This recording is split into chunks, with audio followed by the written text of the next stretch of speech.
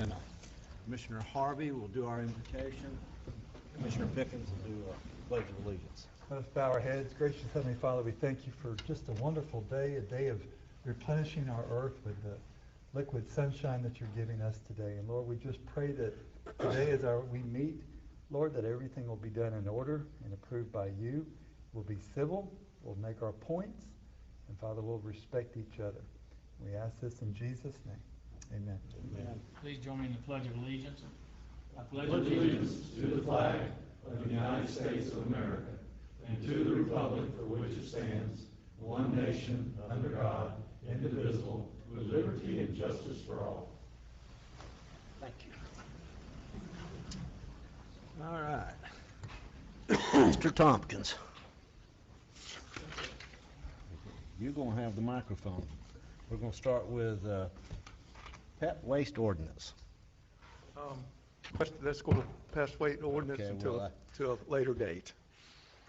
Okay. Y'all get back to work. Yep. Not so fast. I really wished he could. Not so fast. Okay. All right. Well, we'll put that on hold. We go to the county attorney's comments. Really no general comments. You should have received something I just sent out recently regarding the matter we discussed at the end of the meeting this morning. You should have something in your email. Oh, okay. Great letter, by the way, Mr. Thank you. Okay. All right. So let's start off here with the commissioner comments. Fort Gates Ferry, Drayton Island. I don't know if anybody's concerned about that, but we want to welcome you here today, by the way. And I appreciate the tour yesterday, and it was very graceful. By the way, I spoke to some of you about the fire truck that's sitting there, and I got a hold of the chief. I found out that there had been, that he had been out there to speak with everyone, and that you've got to be certified in order to operate the truck, and that's basically it. You're going to have a group of you get together and get with the chief and take the classes and be certified, and then you'll have a volunteer fire department out there. Anyway, so let's move on. Chairman Gunter, could I make a comment? Yes, sir, you can. I also want to thank the members from Drayton Island for being here and for inviting me. A couple of Saturdays ago, I came out, and there was a very large group. I'd say, Judith, probably 50 people that I spoke to and did my best to answer questions about, the ferry landing road, Fort Gates ferry landings, the barge, and Drayton Island barge, and the ferry landings. So anyway, they were very courteous, and I appreciate the opportunity to do that. And also to Commissioner Goddard's comments. Some of you were there 2 or 3 years ago when the fire department came out and met, and that is the issue there. We can get with the president of the Georgetown Fruitland Volunteer Fire Department, Chief Captain Grimes, but you have to have at least certified training 1 to be able to operate that truck. We can keep a truck out there, but we can't just allow y'all to use that. So I'll be glad to talk to y'all after that. The annual meeting is coming up, I think, next Tuesday evening, where that could be discussed if some of y'all want to be represented there. So, thank you. Okay. All right. My question, and I guess that's where I was going with, what information do we have now on the ferry? Well, I can give you an update on Drayton Island Road. I know that was a big topic of discussion last month at the workshop or transportation meeting, whichever one it was. And at that time, the information that I had received was that we didn't have enough records of maintenance of that road out there in order to claim it as a county road. Since that time, I have received additional information from staff. They were able to dig up some records going back to 1992, which establish over the years there was a considerable amount of maintenance done. There was a gap here or there, but there was maintenance. And based upon that information and discussions that I have had with Mr. Butch Paul, who is a landowner out there, he's an attorney out in DeLand. I've actually known him for years, so real good guy. We had some very good conversations, but in any event, between the information that staff has now been able to provide as well as additional information that Butch Paul has been able to provide, I do believe that at this point the county can and should declare that Drayton Island Road is in fact a county road, and I believe that staff should go out there, survey the existing location of the road, and prepare a maintenance map to bring before you all to approve that into the maintenance system. And on that topic of the maintenance maps, I believe that's the way we should be doing it for all of them. When we're doing a maintenance map, they should come before the board for approval, and then at that point obtain the chair's signature and be recorded. Okay, now, the maintenance map would be given clear definition that we have legal right-of-way to be on. Exactly. That That section. is prima facie evidence of county's ownership, vested ownership in that road, to the extent that it has been maintained for the required period of time. And again, it depends on if the county built the road or another entity built the road, as the number of years fluctuates. In any event, whether it be 4 or 7 years, either 4 continuous or 7 regular, and that's another difference, 7 years regularly maintained or 4 years uninterrupted, depending on who built it. We have to do a little further research in that regard, but I think we'll meet either one of those requirements to establish that that is in fact a county road. Commissioner Turner? Okay, the road issue isn't really why I asked for this to be workshopped. It was more the grant and the ferries and the landings and the what have you, but this is really great information to know. I saw a map that has been prepared that shows the actual platted road and then where the roads themselves are, and they don't really match up. Right. From the platted road to the existing landing area is obviously not the platted part that has shown up on the plat. So would I thought I was in trouble again. Yeah, watch it when Tabby walks up. So basically, there's a short area of road in there where the actual road is that's not platted, that goes across that lot.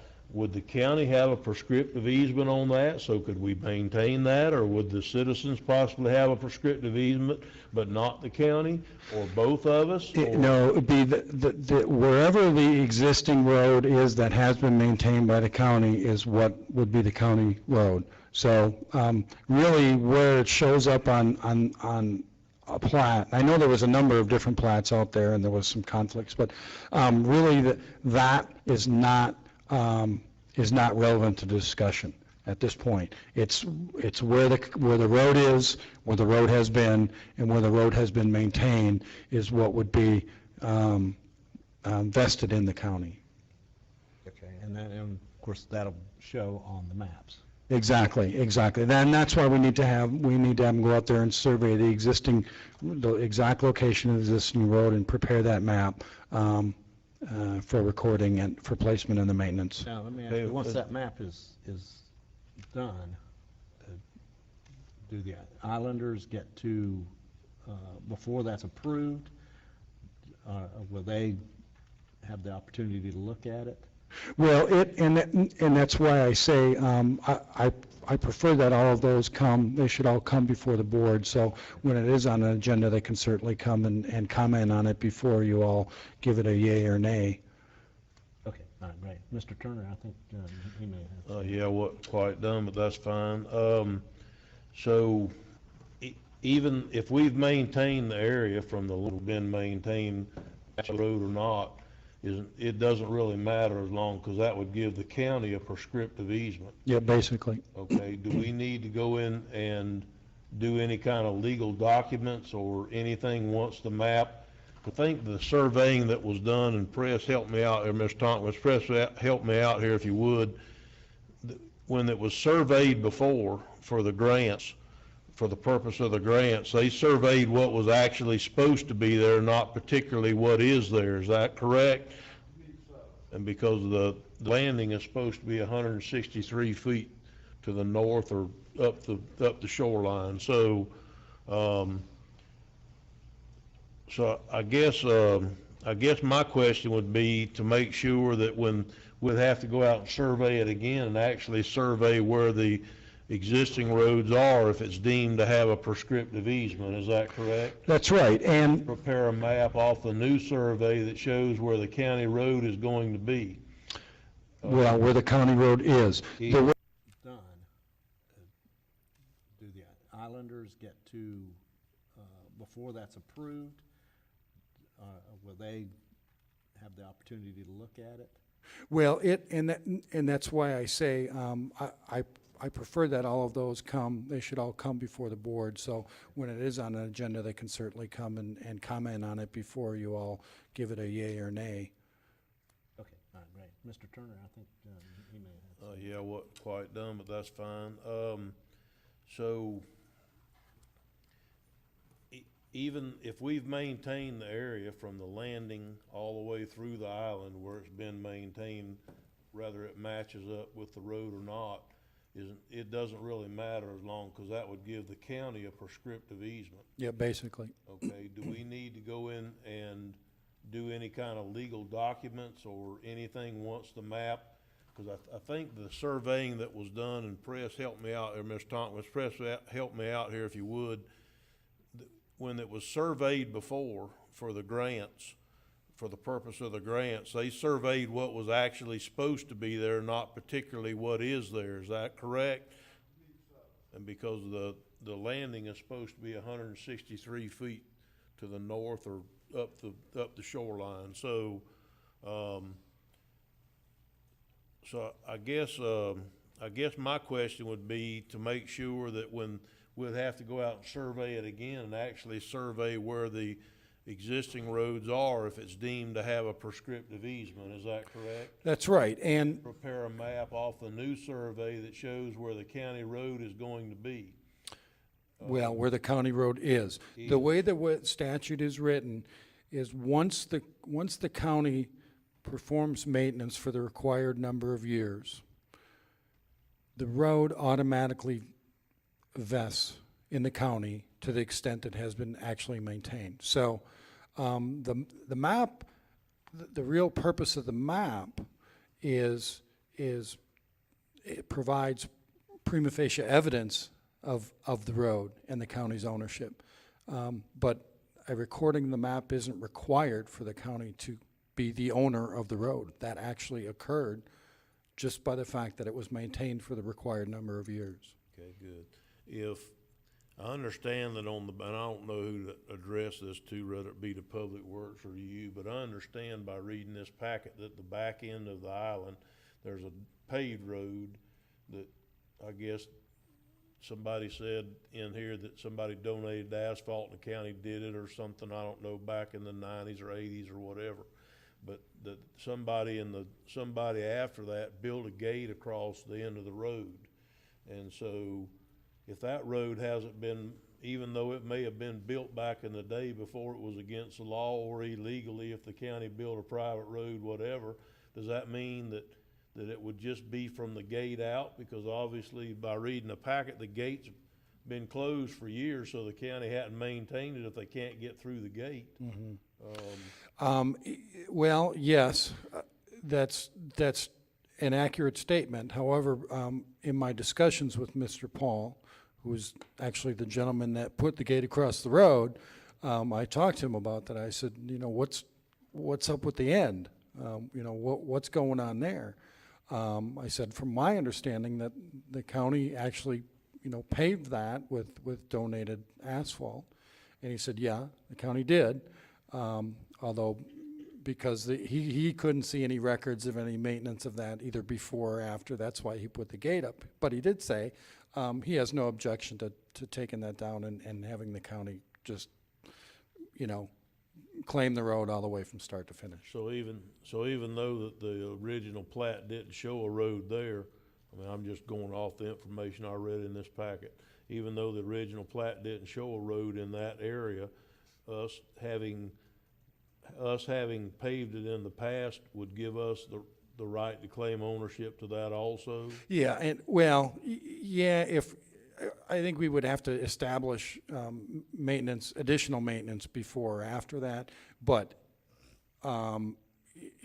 as the landowner, around the road, he would have no objection to just, agreeing to it. He wouldn't fight it. So, and if necessary, if we asked him, he'd provide, a deed, to clean it up if we needed it to. So. Okay, I think that's it for now, Mr. Chairman. Okay, Commissioner Harvey? Thank you, Mr. Chairman.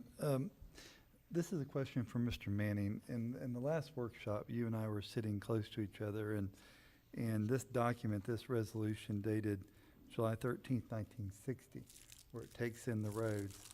And I asked you, I said, it's kind of the county's fault, in my opinion, for not doing what the resolution said we should do. Mm-hmm.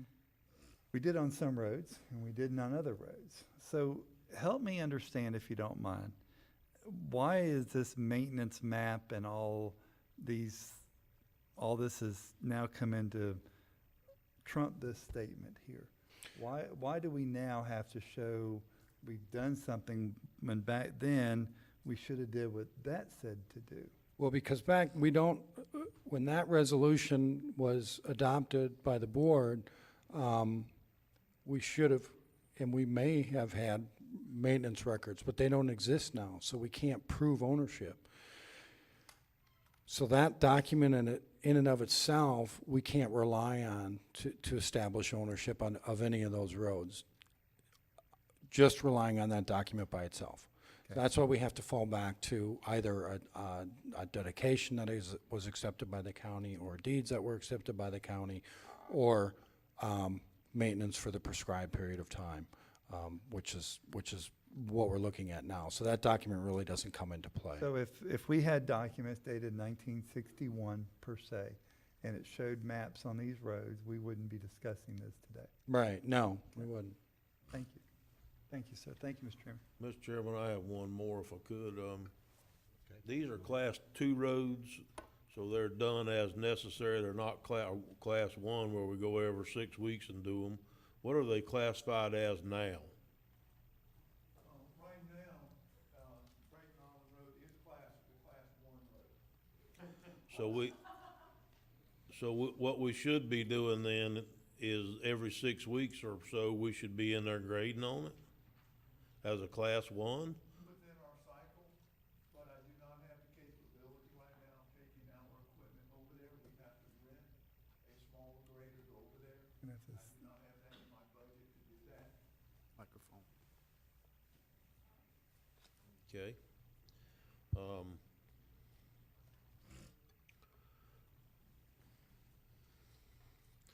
Well, it sounds to me like you need to find some money in the budget to get a small grader and go over and grade the road. Well, I mean, it would be up to the board to decide what we would bring this road in, as a Class 1 or a Class 2. I mean, we have found many discrepancies in our maintenance book that we have between Class 1 and Class 2 and Class 3 roads. Well, that's why I was asking if it was a Class 2 road, then it would be, basically looks to me like what has been done in the past and treated like in the past. By looking at the maintenance agreements over the last 25 years or so, it showed that it, as necessary, things were in there being done. It wasn't every grading cycle that we had a grader over there doing the work. That is correct. I would, I think in all fairness of what we treat other roads in the county, this would be a Class 2 type road, and we would grade it as needed on that basis. Okay, I'm done for now, Mr. Chairman. Okay, Commissioner Harvey? Mr. Tompkins, since you mentioned that, and looking at this, we haven't done anything out there since 2015. How did we get the grader over there then? I honestly don't know. It was before my time. I don't know how if we did the grader over there or if we took a small tractor over there. I don't know. Somebody knows. We took over the large grader. Karen, can you come up to the microphone?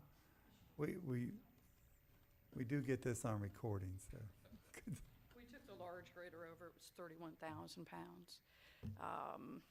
Right now, our decking isn't good enough to take it over. I can't hear you. The decking that's on the island side isn't good enough to take that over right now, Okay. okay? You need So a we don't small need to one. really buy a new piece of equipment. Once the landings are done, we can still take our current grader over there. As long as the decking on the island side is Right. repaired. I got that. But we've only repaired those 20,000 pounds, not 31. Mike, I can't hear you. I'm sorry. Yeah. DOT is moving forward with all their permitting and design and everything to move forward with their project to replace both landings. To what's the poundage then at that point? All FDOT traffic that can handle concrete trucks to you name it. 77,000 pounds, I believe. 77,000 pounds. What's the, Mr. Chairman, you mind if I continue? What would be the weight limit on the barge then? You'd have to have a different barge. The barge that we currently have would not going to take 77,000 pounds. But you had the capacity to carry a grader in the past on the existing barge, correct? Because we've done it in the past, correct? One time. We took it one time. I don't know that I would say that was the best idea, but you could do an incline test on the barge that you have now, and you could determine what legally you could do. So Karen, what you're saying, and what I'm hearing is basically DOT is going to build these landings that are going to be huge and hold a lot of weight, but we can't get it over there because we don't have a barge big enough to get it over there. Am I right in saying that? Right now, that is correct. Mr. Chairman, this is where I was hoping that we would start out this conversation. And I'm glad that we got the roads worked out, and I never had a problem with the roads being county and that we should maintain them here and there. That's not been my deal. My whole deal here has been to try to find out exactly what's going on with the barges, with the landings, with the grants, with, do we take if we're gonna build a new barge, but that means we got to build all these landings and everything too. How much of that grant is for the Drayton Island side, and how much of it is for the Fort Gates side? And if it's for Fort Gates and we've got to tie this all together, then we need to figure out how to bust them up, because I look at them totally different. And I'll go ahead and let the cat out of the bag and get the fight started. I've never once said that I was for getting rid of the Drayton Island Ferry. Not one time in any of these conversations we've had. But there's several things here that need to be straightened out. Number one, can we get by with the barge we have now or not? If we can, then we don't need to spend all the money on the new 40 by 70 barge that we need 2 new landings because the barge is bigger, and a new push boat because the existing push boat won't do it. So, and that's one decision. The other decision is Fort Gates. Do we have to continue on with that? Obviously, Fort Gates Ferry doesn't belong to us. It's been sunk since the hurricane. The only complaint that I've heard anybody say anything about to this date was that a group of motorcyclists rode down there and the barge wasn't running and they were upset. But then I think y'all put some signs up close to 19 that says barge is out, or ferry is out of order, and there's been no more complaints since. So I don't know that it would be the prudent thing to do to take the old barge and send it to Fort Gates and open up another string of liability that we never had before.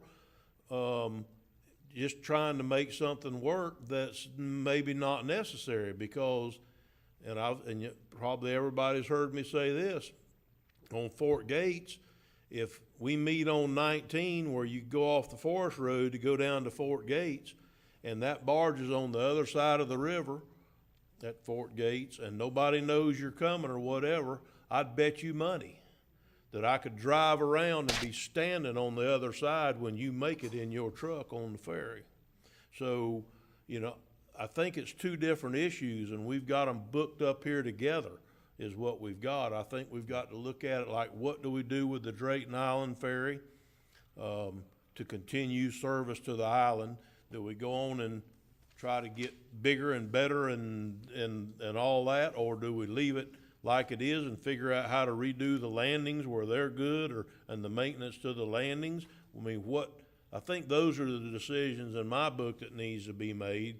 And then we need to look at Fort Gates separately, if there's some way that we can separate them and not lose the whole thing. Okay, let me, Mr. Chairman, jump in just here. one comment. Yes, sir. On the landings. DOT is going to build the landings, but we're looking at probably late 2019 or even into 2020 before they get constructed. So we do have a time frame in there. We would have some difficulty in trying to get equipment over there. okay. All right, well, what I wanted to do was say, as far as The road on Drayton Island, that's a separate issue right now because it's redundant unless we have the ferry working. Okay, I so, do have one Okay, well, let question me on just- the ferry, on the road. okay, just let me go one more. and make sure that I'm correct here. Fort Gates has nothing to do with this Conversation today, we're talking the ferry for Drayton Island, correct? No, not really, Mr. Chairman. Not If I'm really. Okay, so they understanding are this, all tied It's in all together. one big deal. It's all tied up together in one big grant. Okay, all right. all right, If you would let's- allow me, I could probably try to explain the agreements that we have in place that essentially wrap Drayton Island and Fort Gates Karen, you together. don't have But just before we do that, let me go back. Mr. Pickens, go back to the basic Drayton Island Road. Yeah, on the main road that we now are saying that we have this prescriptive right and we can do the maintenance on, which I agreed we should have been doing maintenance on it anyway. We had a meeting with Terry Suggs, Stacy Manning, Press Tompkins, and some of your staff, a month ago. What's changed?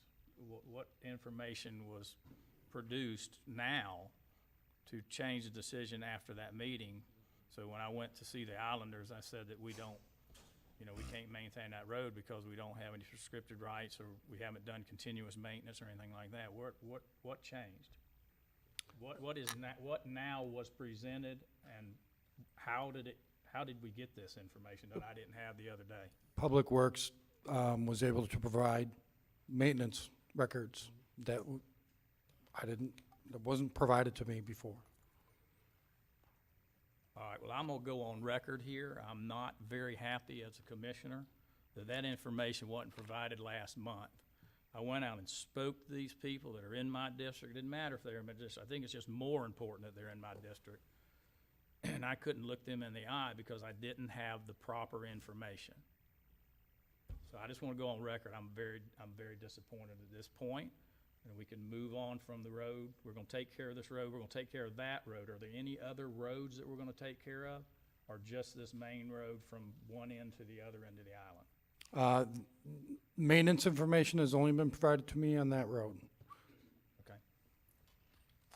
Okay, All right, and I do agree with Commissioner Turner. I do believe we need press to bring us up on the whole scope of this project, from Fort Gates Ferry, the Drayton Island, to the landings, to the barge, all the pieces of this puzzle. Mr. Okay. Chairman, if I may, yes, sir, go ahead.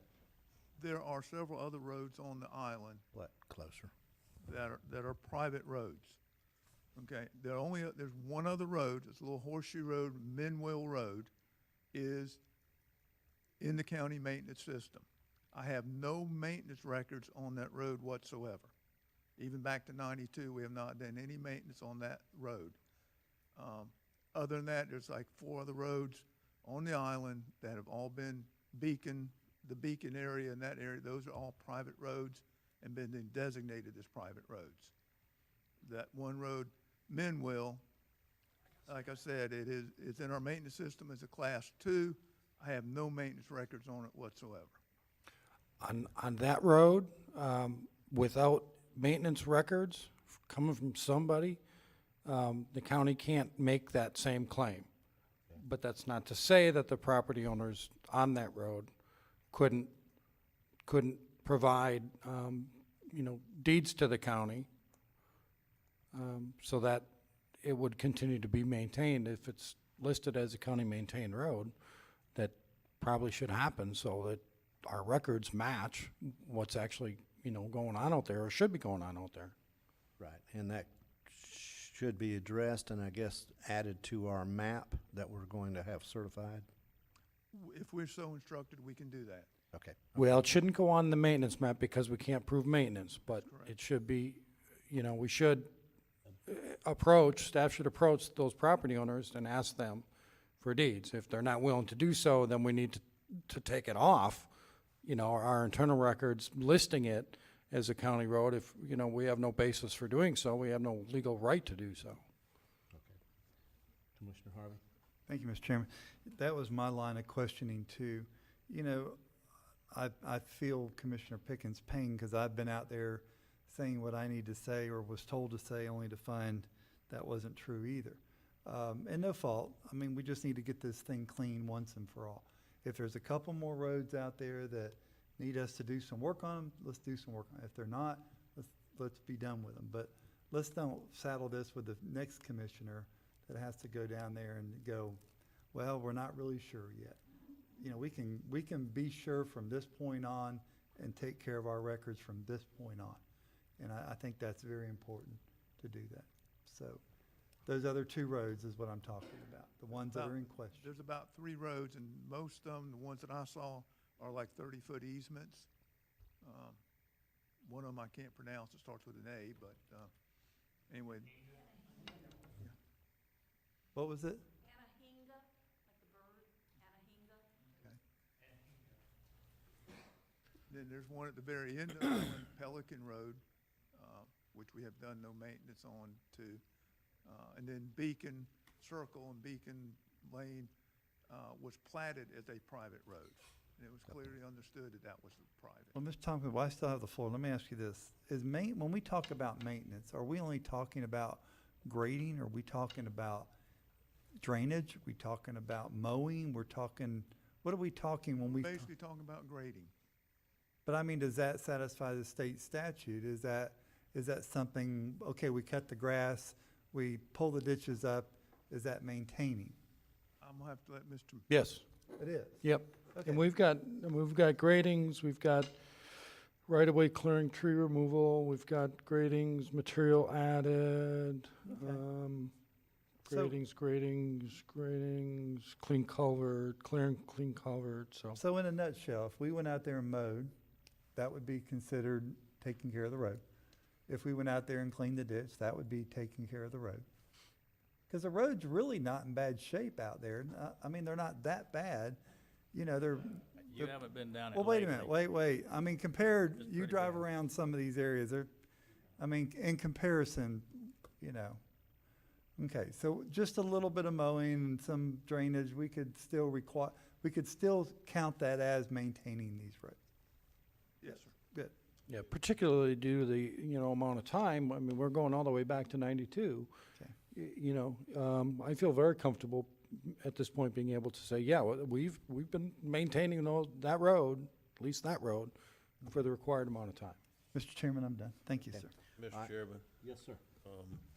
okay, so I'm glad that we got to discuss the roads, and I think it all went well for everybody, better than we could be concerned that we even thought that would go today. That is what I wanted to talk about today. I wanted to talk about the ferries and the landings and the grants and the road thing's wonderful. I'm happy. I'm glad it went that way. I truly am. But that's not what I call this to be on this agenda for today. I'd like to know about the rest of the story, to take Paul Harvey's phrase. Like Uncle Paul said. Okay, so you have the floor. Okay. And this may take a while, so bear with me. Yes, because sir. It is complex, to say the least. I can hardly hear you, Mr. Tompkins. I'm sorry. You want me to? Yeah, I think it'd be better if you were at the podium. Or just pull it closer. Is it on? There. It's on. Okay. Okay, there you are. All right. June 2012, the county entered into a joint participation agreement with the DOT for certain work to be done in conjunction with Drayton Island and Fort Gates Ferry. Okay? This grant was in the amount of $2,080,000. And it was divided into 3 projects, under one grant though, but it was 3 projects. Each one of those projects was assigned a project number. The first project number, and let me go back up, the $2,080,000 is the total amount. Putnam County was responsible for 20% of that. This is a 20% match with the joint 416,000. participation. So it's broken down, and I'm just going to use the back 3 numbers to keep it simple, but Project 47 is for the Drayton Island Terminal improvements. That was a total funding allocated of $960,000, $768 by DOT, $192,000 by Putnam County. Project 48 was Fort Gates Ferry Terminals and Ferry Vessel Improvements. The funding was $1,020,000. DOT's portion was $816,000. Putnam County was $204,000. The third project, Project 49, was for Drayton Island Barge and Push Boat. That funding was $100,000, $80,000 DOT, $20,000 Putnam County. That was our basic agreement. It was supposed to be completed by March of 2016. We got an extension from DOT to September of 2018. Subsequent to that, in 2016, we received an amendment of the JPA where project number 49, which was the Drayton Island Barge and Push Boat, was increased by $11,539, and that is also subject to the 80-20 split. 2017, we received an additional $9,232 that was allocated to Project 49 again, subject to the 80-20 split. Mr. Tompkins, my chairman interrupted my writing, so could you go over that amendment one more time? Okay, the last one was 2016 amendment. 16 amendment, we received $11,539. That was subject to the 80-20 split. 17, we got another $9,232, which to Project 49, which is the Drayton Island Barge, and that was also subject to the 80-20 split. Now, all of these JPA amendments have come in front of this board, and the board has approved them. Mm-hmm. Okay. The new totals that I have worked up with the 80-20 split and the monies that we've done. Project 47, DOT's money was $768, Putnam County was $192. That one didn't change. Project 48 was $816, DOT $204,000, Putnam County. The third project, number 49, the DOT numbers went up to $116,544. Putnam County participation went to $24,135. Okay. To date, monies we have spent. Project 47, DOT has spent $284,100.37. Putnam County has spent $71,025.09.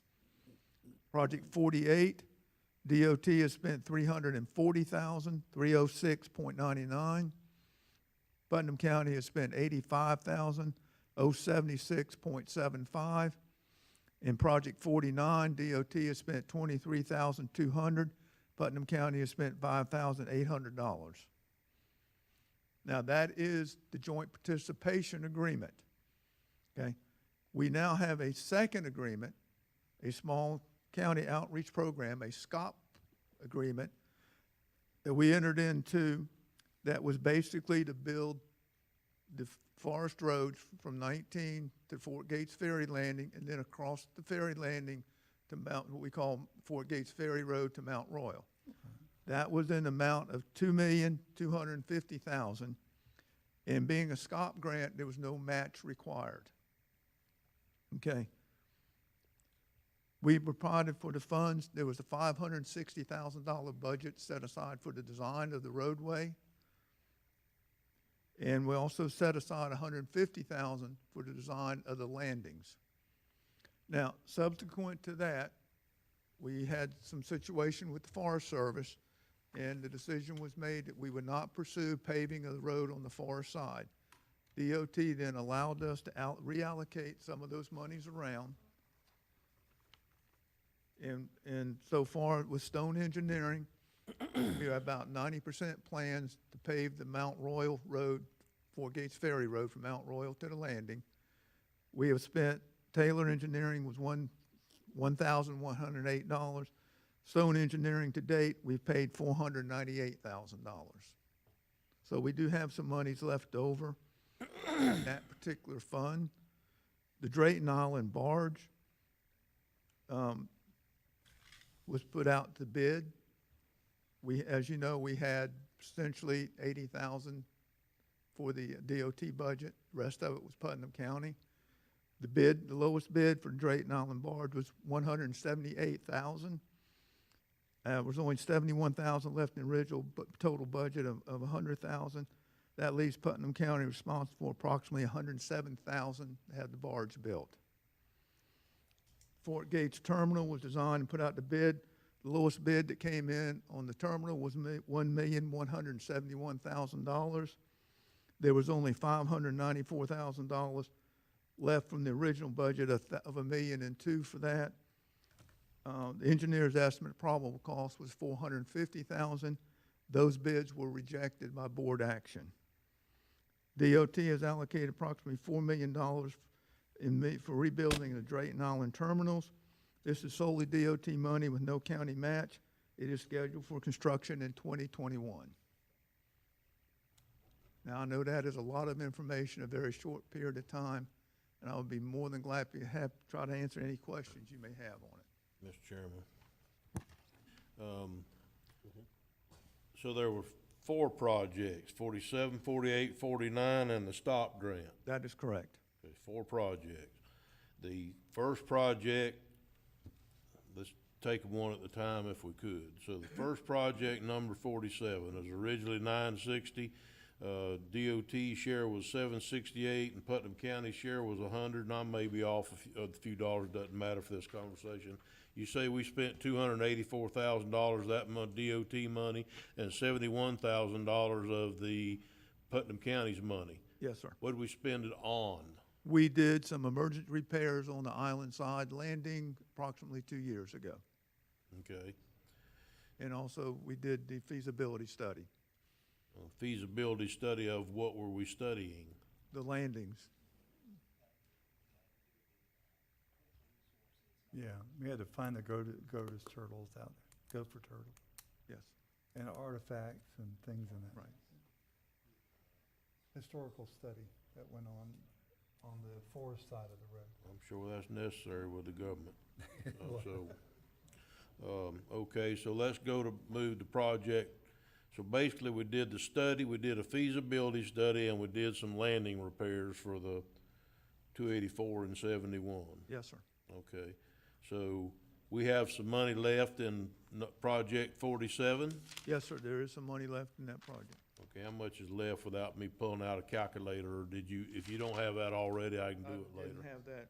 Okay, I can do And it. I did request from DOT, we cannot move monies around within these 3 projects.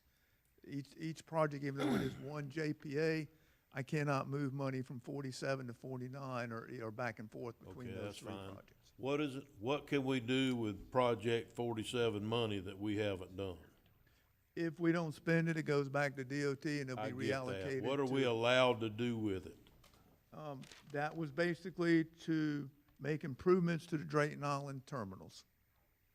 Okay, being the landings, that's what you're Landings, calling yes, the sir. terminal. Right. Okay, so that was Drayton Island landings or terminal. Yes, sir. Okay, what about 48? We spent 3, Can I add yeah, absolutely. something? I hate to interrupt you. Yes, Press, during our conversations over the last year, wasn't there a conversation between Public Works and FDOT about if you did too much maintenance on them, or went to a certain point that would jeopardize any of the other grants? Is that what I understood? I just want Ms. Turner to be up to speed on that portion. From my understanding and what I was told and what I have gleaned from going through this is the decision by DOT to rebuild the terminals themselves came after the JPA was in effect. And then you were right, we were kind of told, don't go spend a whole heck of a lot of money on the terminals, because if you do fix them to a certain extent, then we won't need to spend the $4 million to fix them. So we kind of been hesitant about what we spent. We went over there, like I said, a year and a half ago, and we did about $80,000 worth of emergency repairs to make the lanes at least safe to get vehicles and cars back and forth on. Okay, thank you, Sergeant. Okay, yeah, and please, if you have any information as we go, please chime in, any one of you. I know that, Chip, I know you've been dealing with this for a long time, so, please bear with me. Project 48. We spent $340,000 DOT money and $85,000 of the county's money, and we originally had 816 and 204 respectively. If that's the case, what did that cover? What could we do with the money for Project 48? Project 48 was for Fort Gates Terminal and ferry vessel improvements. That's what the project scope was for us to improve those terminals at Fort Gates, because the SCOP grant didn't cover the terminals. It covered the roadways to the terminals. So the DOT, the 48 money was to fix those terminals. We did the design for the terminal on the mainland side, and that's the one we put out the bid that came out so high. Then we had hired Taylor Engineering to do the feasibility study and all on the far side landing, which is what they're in the process of doing right now. But we kind of got waylaid when we got that original bid in on that terminal for that $1.1 million, when we thought it was going to be about a $400,000 or $500,000 fix.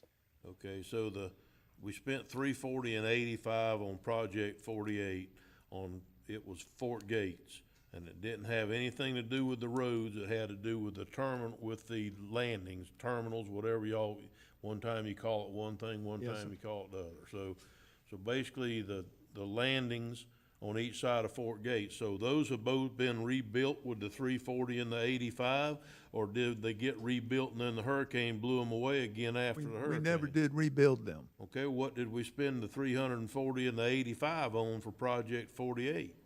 That was for engineering and feasibility studies. Yes, the engineering and feasibility studies on both sides, the west and the east.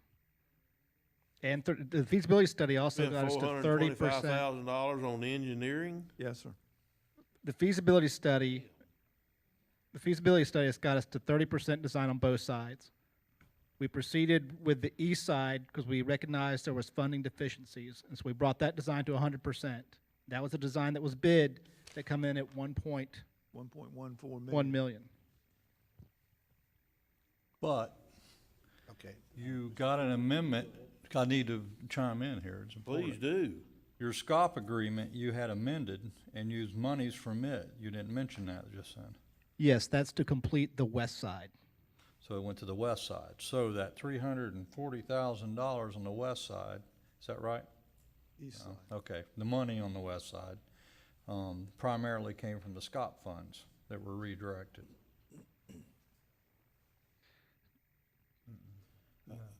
I No, think we are just now moving forward with the design on the west side. Commissioner We're at Lible, 30% on the west side from the initial feasibility study. you're gonna have me confused if we keep this up. Well, I just got confused because I they know did what- say they and- used it. And I think if I understood correctly, there was 3 of them, then the STOP grant, and then the 5th project, which is the 4 million coming later on. So I'm trying to go down and see what each one of them were used on, and then at the end, if we don't understand, maybe we could all get unconfused I if we're just not felt- thoroughly confused by the All right. time we get there. So Well, I just- think the STOP grant was the 4th it wasn't numbered, it was just called the STOP grant, which is the fourth out of the 5 projects, correct? That's correct. Okay, so that money they used, we'll get it in a minute, because they never told us how much of that they've used yet when they went through Okay. All through right, their got ahead. stuff, so, But can I, yeah. Mhm. okay. So the Scott Grant number 4 project, $2.25 million. That was to do the west road from 19 down to the landing. Yes, sir. And do the east side from there to Mount Royal, correct? correct. But we can only do the east side from the landing to Mount Royal. We can't do the west side. That's correct. Okay, so may I? Please let me get back in order. I'm trying to do this in a way to where we might understand the presentation when we actually got done. And if I'm not smart enough to keep jumping back and No, I forth. got I got to have it in some kind of order here and try to understand it. So basically, Project 48 was for Fort Gates. None of the money's been spent on actually driving nails No, sir. or turning dirt. The only thing that's been spent is engineering. That is correct. So we spent, okay. So then, Project 49 was for the barge, Yes, sir. okay? And, let's see, we've spent so far, I realize we ordered the barge, but it's on hold at the moment, the new barge. That was just for the new barge. But basically, we have $107,000 of that barge we've got to pay for, is that correct? Yes, sir. And then the rest of the 80 that's left or whatever is what DOT agreed to put in for the barge. Yes, sir. If we build a new barge. Yes, sir, that is So correct. basically, that's not a 80-20 split, that's us 107 and that's them 80. Because it Because of the didn't, way the it came in grant- over budget. Yes, because it came in way over budget, we were responsible for any monies over the budget amount. Okay, and then that was just to cover the price of the barge. Yes, sir. That money, I mean, Yes, sir. that grant, number 49. Okay, and then we got the stopgap grant. Is that correct, the right name? It's SCOP. SCOP Small grant. County Outreach Program is SCOP. Okay, it's SCOP, okay, thank you, Small County Outreach Program. thank you. So the SCOP grant that we had was, $2.25 million. So out of that, how much have we spent? We have spent,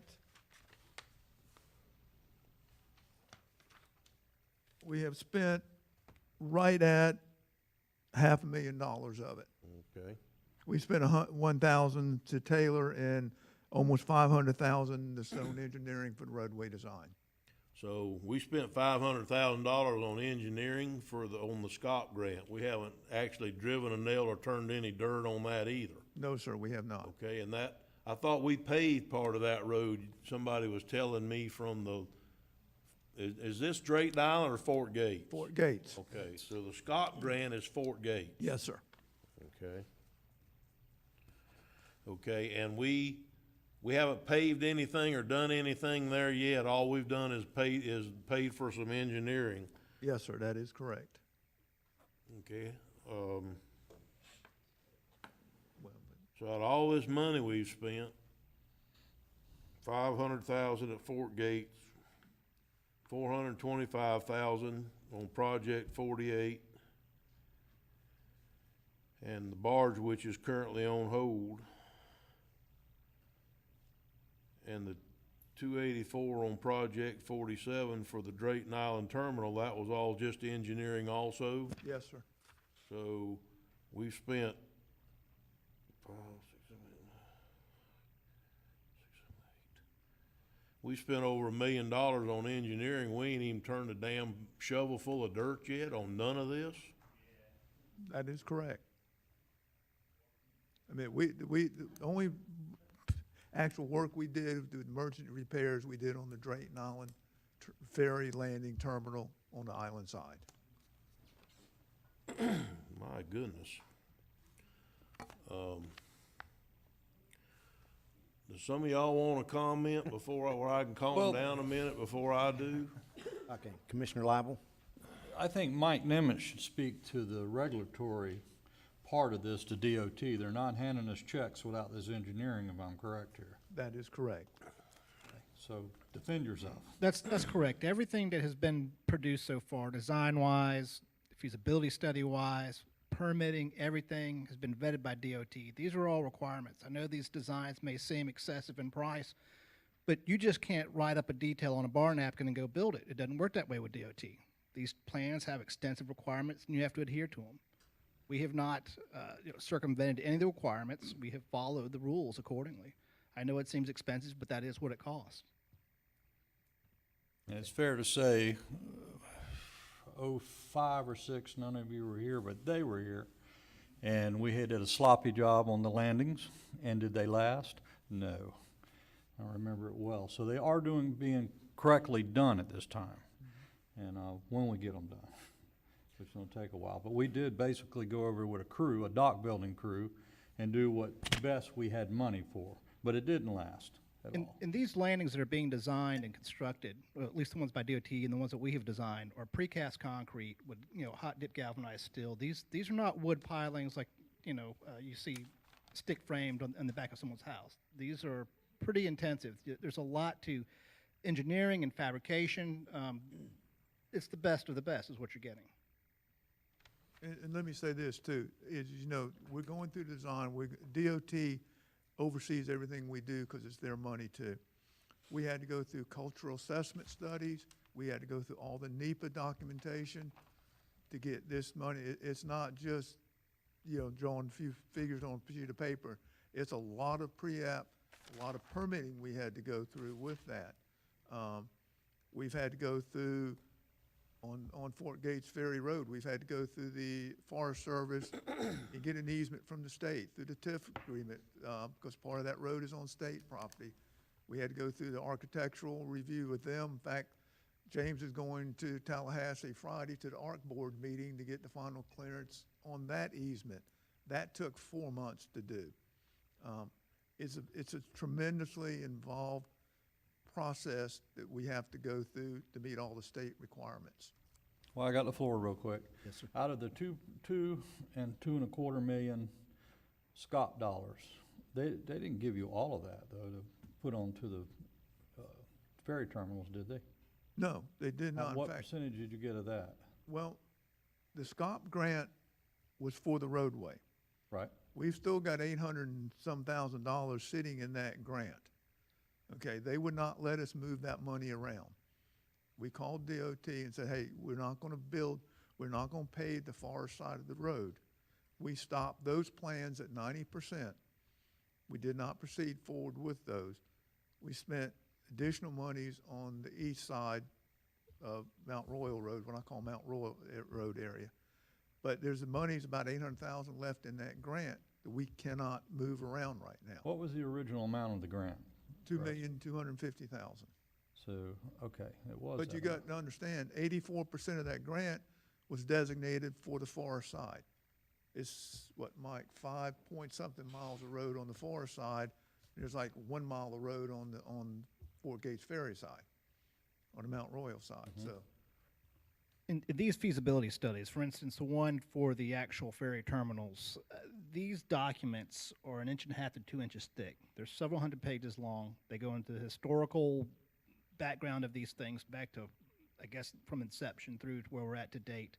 There's magnetometric readings of the floor of the St. Johns River, every square inch of it. I mean, these are all things that I agree with you. I think it's, in my opinion, it's excessive to put something, just build something.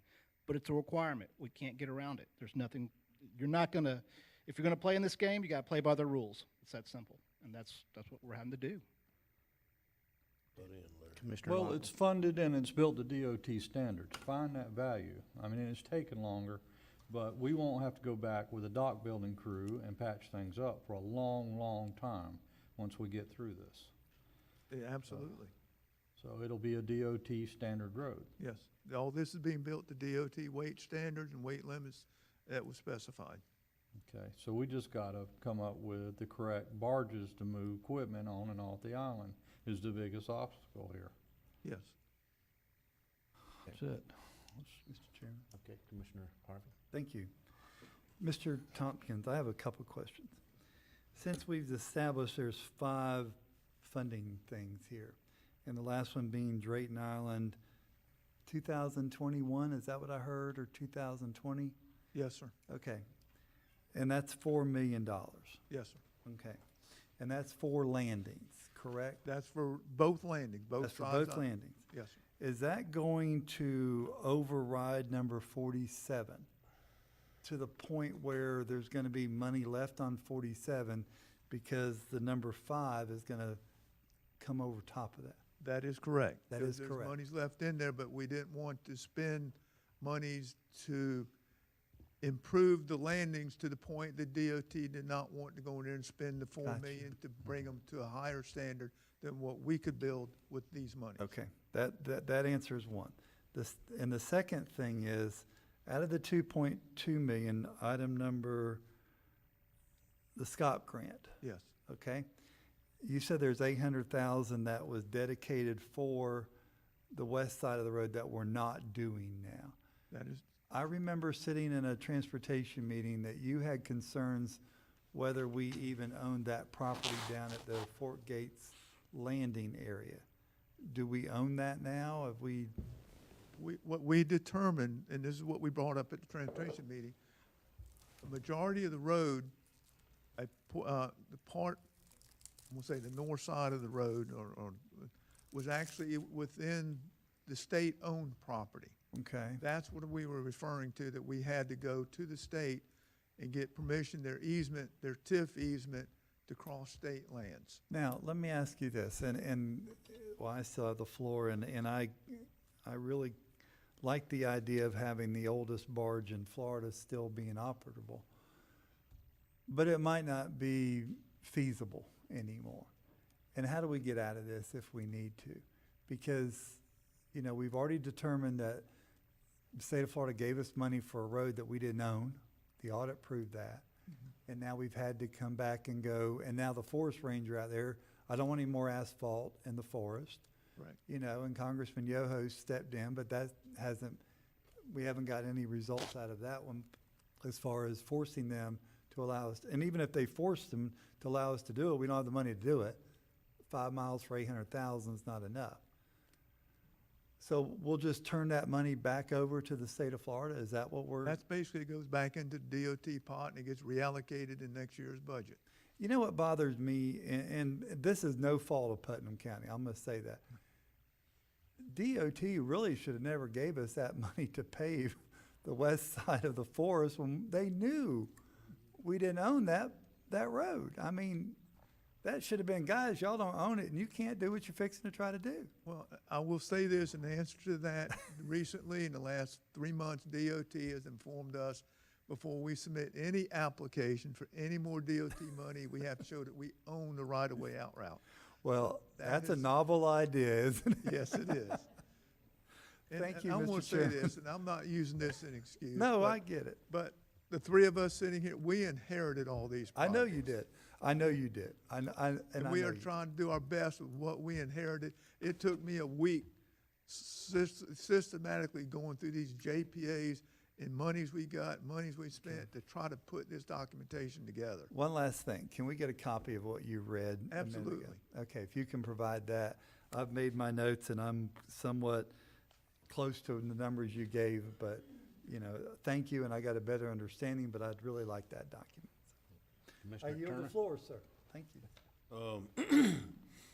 I didn't mean to aim it at you, No, I don't the take it personally. disparity I of the understand. engineering or whatever, just some, I've been doing this over 30 years and it still makes me scratch my head some days, so I didn't mean that disparagingly toward No, y'all. we did but, not take it that way, Commissioner.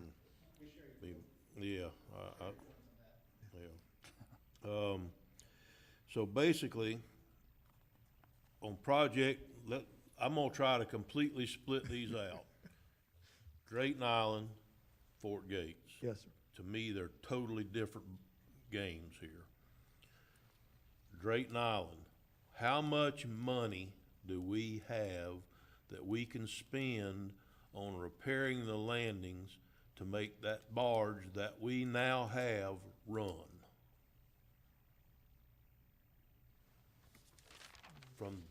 I assume that's project 47, Project Drayton 40 Island Terminal.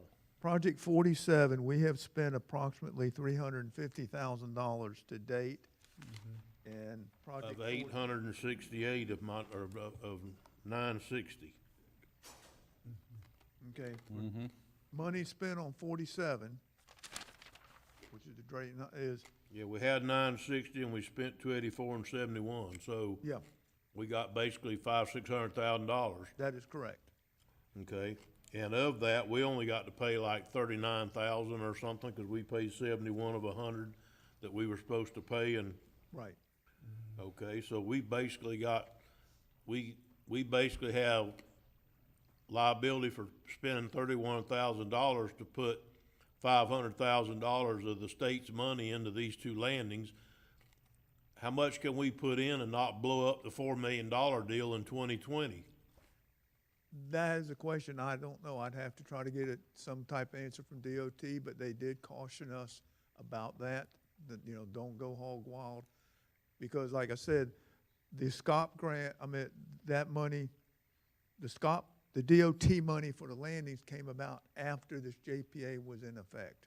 Well, I thought the Scott money was Fort Gates money. I'm sorry, I said the Okay, DOT money, the 4 million DOT money came about after Okay. we had entered into this JPA. Okay, well, for the sake of this conversation, at the current, the conversation, if we could try to talk about Drayton Island, Yes, sir. and then we'll talk about the Fort Gates in a minute. So 48, Project 48 was all Fort Gates, correct? That is correct. Okay. And then Project 49 was just covered the barge, That if we is- build a new barge. That is correct. And push boat, And the push It was boat. barge and or push boat. and or push boat. Okay. Okay. The SCOP grant was Fort Gates. Yes, sir. And then the 4 million, have they already committed to a $4 million Yes, grant sir. in 2020? Yes, sir. they It's have. for new landings. Yes, it is. That's for new landings on Drayton Island on both sides, mainland and island side. That is in their work program for 2021. Okay, what kind of shape is the current barge in that's running at Drayton Island? I realize it's not as heavy as what we'd like or whatever, I get it, but what, will it haul your cars across? Will it haul things? I know that you can't haul a concrete truck across, but somehow those 20, 30 houses on Drayton Island got built. So I don't know, I've roofed several of them houses in my roofing business. We had to hire a barge to carry our stuff over because we couldn't get it back and forth. So I understand that it's a problem and an issue, but is the current barge good enough? Yes or no? FDOT is coming in for 77,000 pounds. Say it again, I'm sorry, I don't hear well, I'm old. That's all right, FDOT is coming in to build your structure for 77,000 pounds. You have a barge, in my opinion, that is somewhere around 38,000 pounds. The forestry dozer is 40,000 pounds. We have taken him over twice, 2 fires on the island since I've been there. Without doing an incline test on the barge, you're going by my best guess, okay? 40,000 pounds is a little, it's pushed down. I mean, I would honestly venture to say that's about it. You have Clay Electric that has 38,000 pound vehicles. They're much larger, they're bigger, and they're a little scarier, to put on there. And I'm not saying it can't be done, but when you need a particular water line, that's legal to go across, you have to be careful what you're putting on there. So without the new barge, what's the point of 77,000 pound landings if you don't have a new barge? Well, I don't disagree with that statement whatsoever. I don't know that we need 77,000 pound landings on there, but I don't know that DOT will let us do anything else because they look at this like it's a bridge. And if you don't get to a certain standard, they won't fund it at all. And that's what I'm trying to get to the bottom of here is how we can keep the ferry running to Drayton Island, fix the landing some, which is I don't remember which person, it may have been one of y'all or somebody else actually made the comment to me one day that this all started out by y'all came and requested your landings be worked on some. And it went from landings to a $2 million mess that I'm having trouble figuring out what's even going on, and I bet none of y'all knew about all this either until today. Bits and pieces here and there, you know, and so, you know, I think that, that's why I'm asking the question. If you got by with the barge that you had right now, we've got $500,000, unless I've missed something in Project 47 here. We've got $500,000 to $600,000 we can go down and spend on the 2 landings on Drayton Island on Project 47. Will Yes, that not shore those $500,000 won't shore up them landings good enough for the people to get their cars and pickup trucks and what have you on, like they've done forever, back and forth across that river? Yes, sir, it will. But I just want to caution you, the more work we do on those landings, DOT could pull the funding for the $4 million. That's why we've been kind of skeptical of doing a lot of repair work on those landings, so we would not jeopardize the $4 million to have the DOT landings put in. And what are they gonna do exactly with the $4 million? They're gonna build, like Mike said, they're building concrete reinforced landings. They're not timber landings, and they're capable of carrying 77,000 pounds. I don't know if we could, in all honesty, rebuild or repair those landings to that caliber. We may be able to get another 10 or 15,000 pounds out of them by rebuilding portions of them, but we're not gonna get close to the 77,000 pounds. I think they're rated around, I wanna say 30 or 40,000 pounds right now. Is that much? Well, the one with the augers that got, you know, they put these little augers in to kind of beef up the substructure on the island side, and that took us to 20,000 pounds, Yeah. because we were really at 8,000 pounds. Maybe I could back up a step, not communicating well today evidently.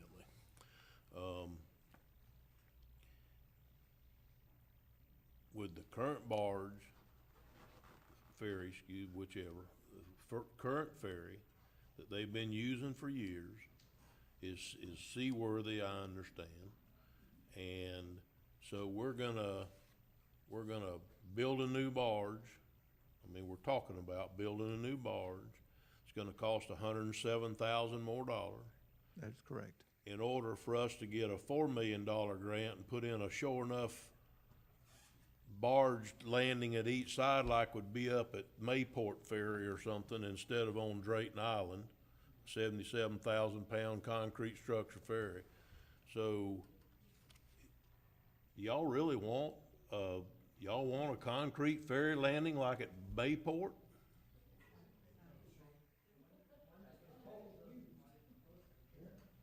Well, I'm sorry, Mr. Chairman, I know that I shouldn't have done that, but I mean, I've got to ask some questions Yeah, here, we'll- because this just we'll isn't hold this making off for sense a to me minute. at all. Okay, so, for sake of discussion,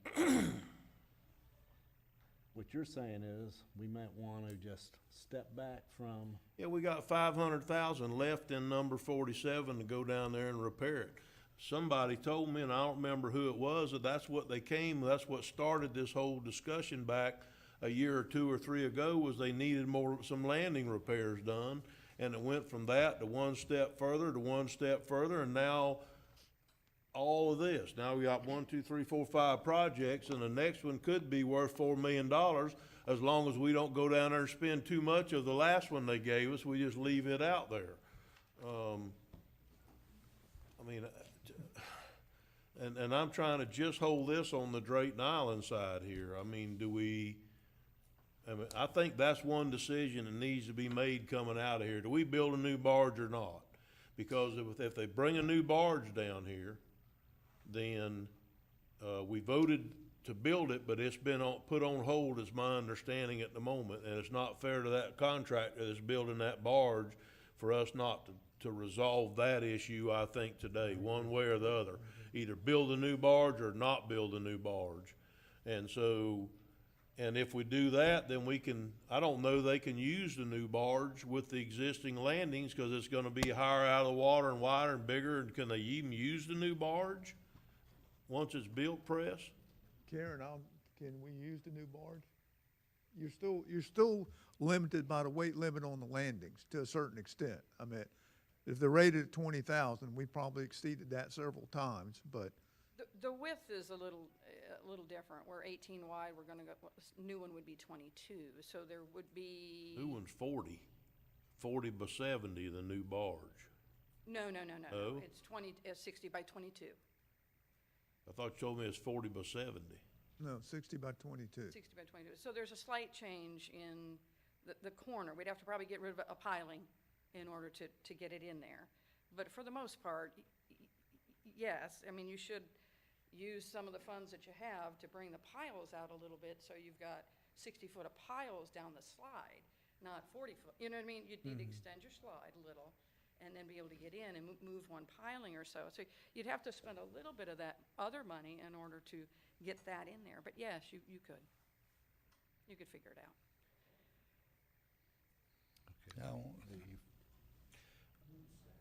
I'll stop for a minute. I'm gonna study it a minute. I'm in gonna my hand this head. over to Commissioner Harvey. Down there too. All right. A couple questions.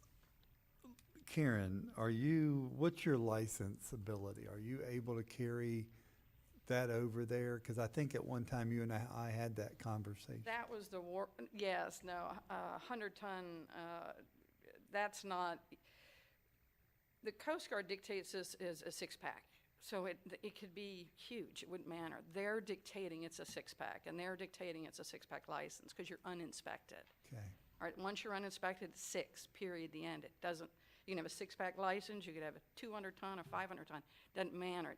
The tonnage comes into where if I had a passenger vessel for 150 people and it was a tonnage size, then I would need a 100-ton license to take that out, okay? But this is just a six-pack, period, and you guys aren't looking to have it inspected, so that's the criteria. Now, let me press this while I have the floor. I understand Commissioner Turner's concern, and I'm glad you brought all this up because it really cleared the air today. But are we better off allowing DOT to do the concrete bulkheads and get, because it seems like when they do their thing in 2020, we will never talk about this issue again. We should not ever talk about it again when they finish, but let me bring one point. This JPA agreement with this money expires in September of this year. That's on, That's on 47, 48, and 49. okay, so but Commissioner Turner would like to bring that plane in for a landing on 49 today. Yes, And I agree with that we need to get these planes down. So with that, you're talking, let me go really quick, 22 by 60 barge, and we're over budget by $107,000 on that barge. Is that correct? that is correct. And DOT will not allow us any taking from there to go. Okay, thank you. I will yield the floor, Mr. Chair. Mr. Lible? Refresh our memories on the Fort Gates barge, the condition of it, where it is, and Bottom of the river? compare it to, It's a little smaller. It's about a 40 by 15. It was damaged in the storm. It got beat up, and it had a pretty thin skin as it was. question answered, thank you. I appreciate She's it, Karen. done. I was hoping for a better answer. My understanding is we did not own that barge at Fort Gates. I thought I thought he owned the boat and we had the barge. I No, think he owned the barge also. okay. He did get it refloated, but it did have significant damage to it. We put a bottom on it one time. I think that was the Drayton, Drayton, shortly before that was I the got Drayton. Okay. All right. I'm not the chairman, but this fellow's been Hold sitting on. there a long time. My name is Mr. Lee Pickens. Dallas. I'm at 248 Wait, Drayton excuse me, Island wait a Road. minute, Lee. And Lee, Hang Lee, on a second, Lee. please hold on. Before you start. That's where I was at with this, because, and I'm glad we're having these conversations. I think it's opened up some information for everybody. It's probably answered a lot of questions. But if we're gonna go and allow them to build, those landings, and we won't have to mess with them ever again, barring a catastrophe. And then I know it's a lot of money on the barge, but then you would not have to worry about a barge that was underrated for taking stuff over there, like firefighting equipment, construction equipment, those type things. So that's where I am. But anyway, go ahead, Lee. I'm sorry. I agree with you, Commissioner Pickens. The one thing I see when we're talking about a lot of these grants, and we have this September 30th deadline, is that when I looked at the contract for, Pull let's say, that closer to I'm you, sorry. I can't hear you. When I looked at the contracts, or I should say the bid documents for the barge, and unfortunately it did go way over budget, I understand that. But, one of the things it talked about for the barge was it took 4 months to schedule and build. I know that, maybe there could be a way that we could go back and look at the barge, see where we could save money on maybe some of the design aspects of it. I know that with these grants, and when we go over something like $25,000, that they actually have to go back and rebid. I did talk with the barge designer a little bit and asked, what could we do to try and save some money? And at one point, we were just really talking about the tonnage, because I think that was a point where everybody kind of said 77,000 pounds. And we just ballparked and said, okay, let's say we go 20 tons. What would the savings be? And he said possibly 20, maybe $30,000. I said, in your contract, are you in there with Putnam County, do you have any redesign costs? He goes, no. So he said redesign would be $17,000 just to do the redesign. And then we would have to go out to bid. Just for my looking at it, 2.5 weeks for redesign, go out to bid 30, 60 days possibly, and then 4 months to build. We're out of time. And then on your note, where, okay, let's maybe see about rebuilding these landings. Here again, that's a large percentage of money, so that would probably also have to go out to bid, but we'd have to design and figure out how we can fix these landings. And then secondly, take it out to bid and then construct them before we can, get that. And unfortunately, we're, here again, we might not be able to get it done in time to where we lose the grant, and then all of a sudden, now we have to pay for it all or pay for that last final share. Now, could there be an avenue, maybe we save some money on the backside of the barge, meaning get it started being built and then possibly save some money in the end? Well, there's some ideas on paint. They were talking about coal tar epoxy, bottom paint, and possibly, towing it down here. And there could be a savings where we could find somebody else, maybe get a cheaper contract to get it down here. Still, we're not talking a lot. We're talking thousands of dollars, probably not tens of thousands of dollars. The other aspect would be to try and, go after another grant after the fact. But that's not a sure thing. FDOT, in my opinion, or I should say, when I was talking to them, they got these plans for our new barge about 6 months ago. They're at 60% right now. So they've been designing them for this width, height. They do the landings and everything. And it's also based upon that barge, taking about a foot of water.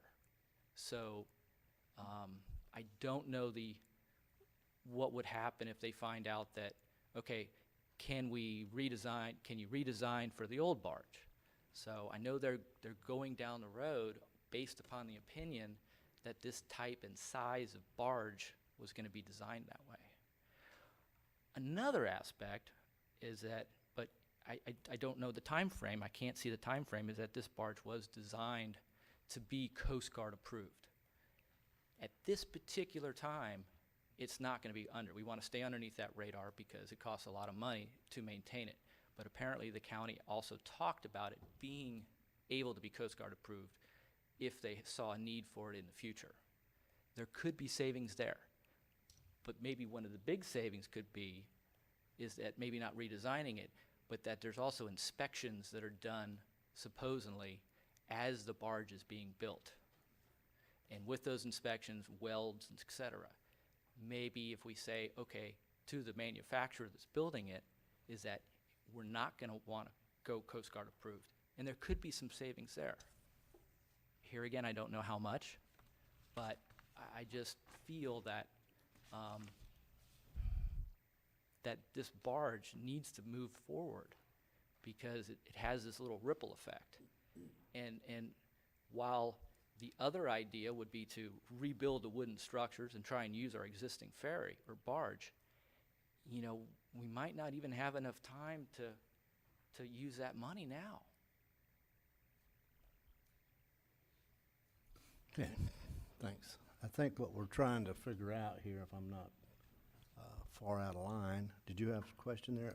But I Go think ahead. what it is, Commissioner Turner basically was just wanting to know, can we continue with what we've got and what repairs it take, or do we want to go ahead and go to the full concrete pilings, nice new barge? I think that's what we're going. Which avenue are we trying to canoe down? Well, that's true, and let me say this, we went through a very extensive design period on the barge. Karen was very active with us on what we could take across there, what would work with the way she operates the barge. We went through that. We actually hired a naval architect to design it to the DOT standards that was specified in the grant. DOT reviewed the design specs. We went through as much value engineering as we could on it to meet the minimum requirements that they had put on us, plus the requirements that we were looking for to be able to carry the type of equipment we were looking to try to carry it over. So, I mean, that's where we were with the barge. And I'll be very candid with you, I don't know where we came up with the $100,000 for the barge when we applied for the grant in 2012. I wasn't here. I don't know how they'd come up with those dollars. DOT was very emphatic about it. The JPA says anything over budget, the county is responsible for. We talked to DOT. They were fully aware that the barge came in over budget. They said that was fine, but they were building their landings to their specifications, which is the 77,000 pounds. We needed to have a barge that was capable of carrying what we needed to carry over there. Okay, Mr. Chairman, Yes, sir. Go ahead. I don't think it's an option here to redesign or rebid or do whatever. That's just not an option. We signed contracts with these people. We haven't given them a notice to proceed yet, but we've signed contracts with them. So it's a matter, do we pay the $107 grand and move forward, or do we not pay the $107 grand? That's the only option here there is. That is So correct. let's try to get back onto what's really what we're talking about today and try to get focused if we can. Two issues, Drayton Island, Fort Gates. Do we continue with Drayton Island? If we do, then we need to, sometime very shortly, Yes, we sir. need to go out there and take some of that 47 money and fix that landing good enough to where this new barge can pull up there and go to work. Now, I've forgotten your name, the captain, if you don't mind me calling you captain. Karen, I'm sorry.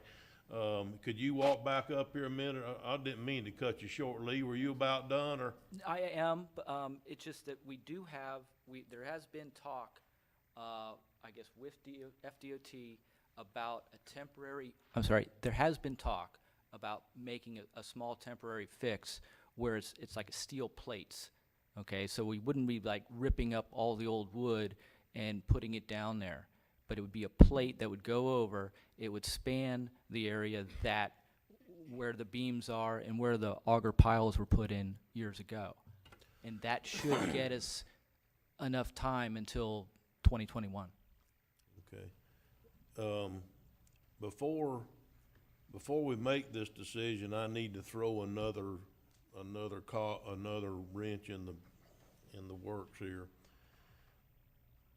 I think if the county's gonna spend $107,000 additional dollars for a barge, they've already spent out of this $8.25 million, including the 4 that's coming at us in the future, which is, by the way, $6 million more than I thought we were talking about before this meeting today. So basically, if we're gonna spend all this money, that's not the end of it.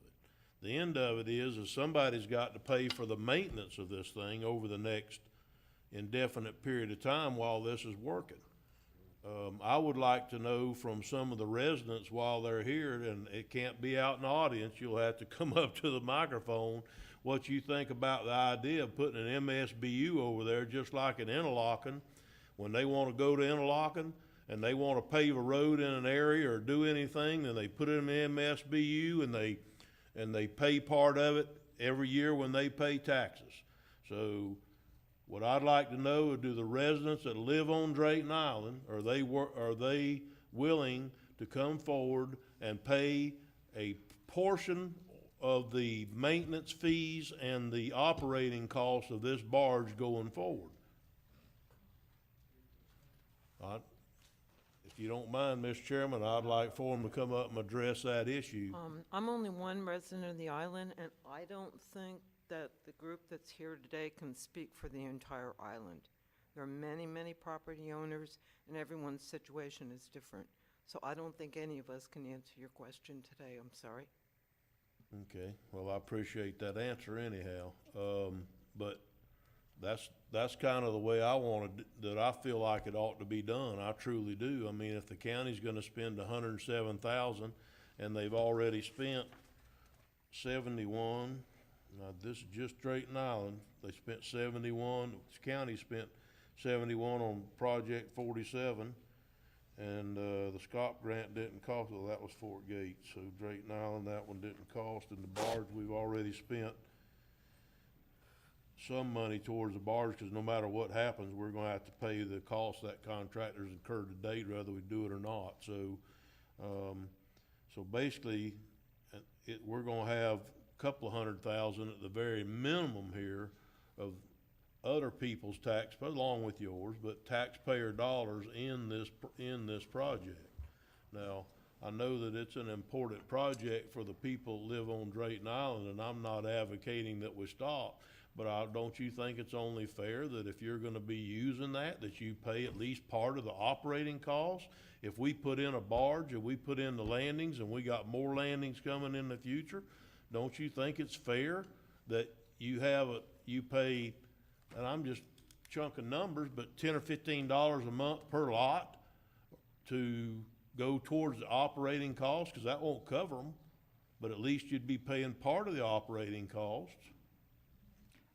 I understand where you're coming from. I think it's also an idea that, we're just finding out now that I think the county realizes that this is a county road. And, in all aspects, the ferry is pretty much a water road. It goes across. If it was land all the way across, it'd be a dirt road.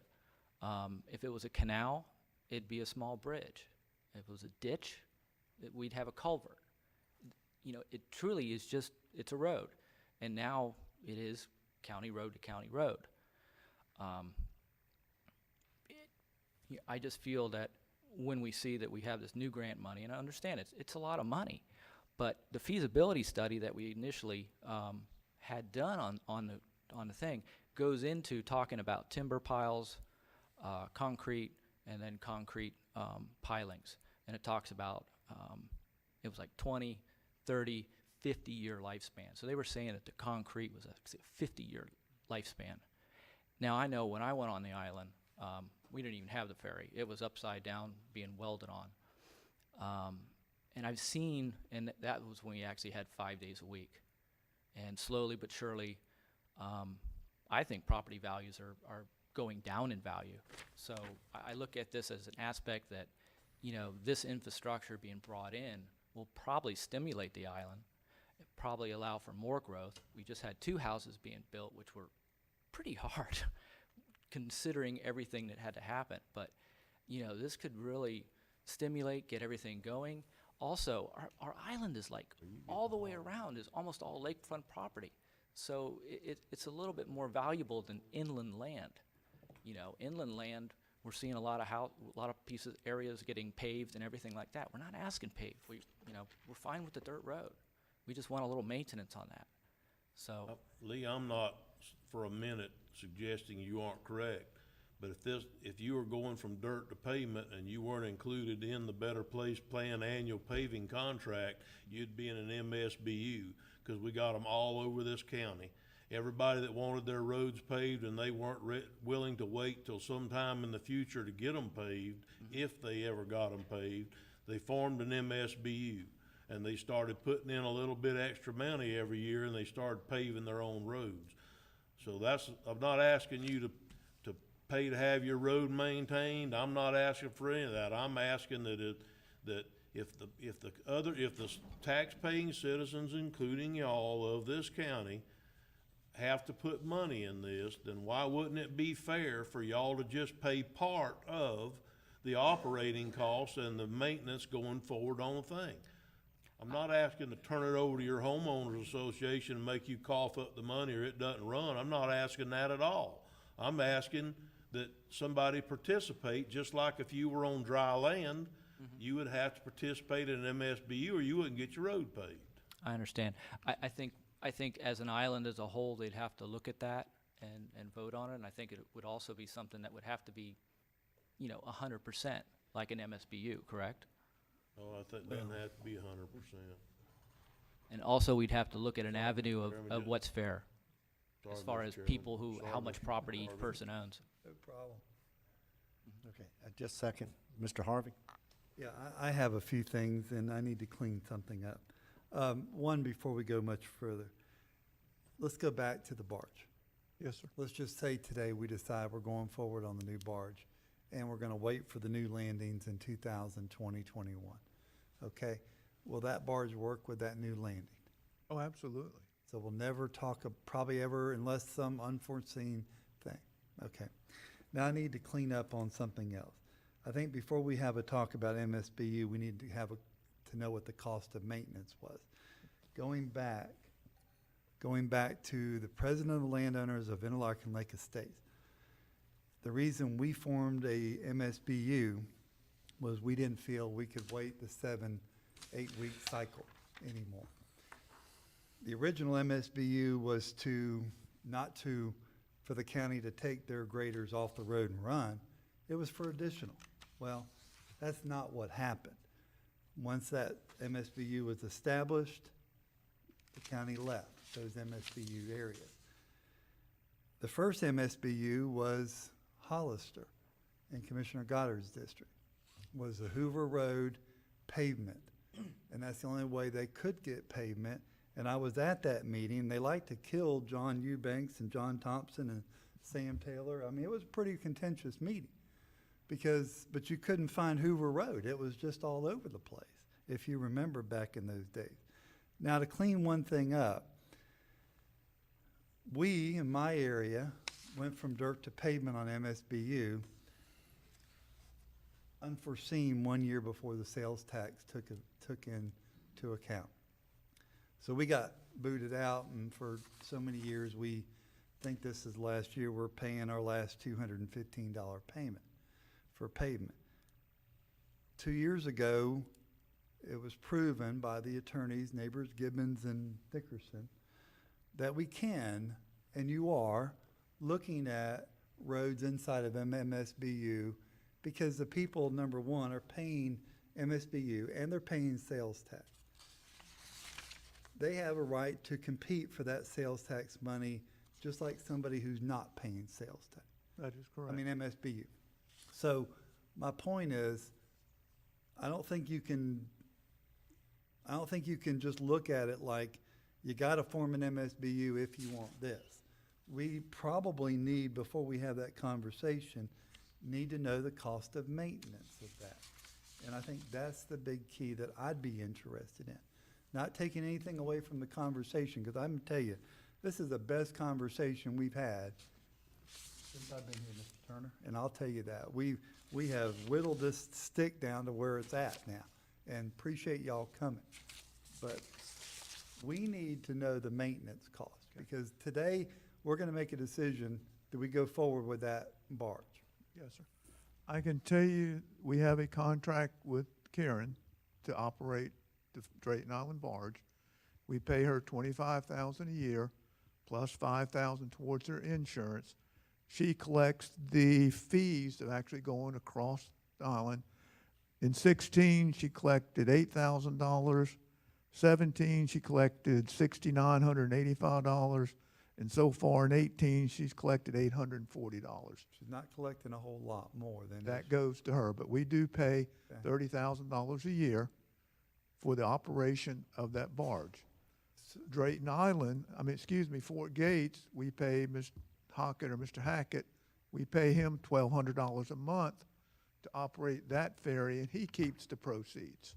So those are But the do we maintenance costs. Do we have what maybe would be, let's just say in a perfect world, the barge is here, it's working.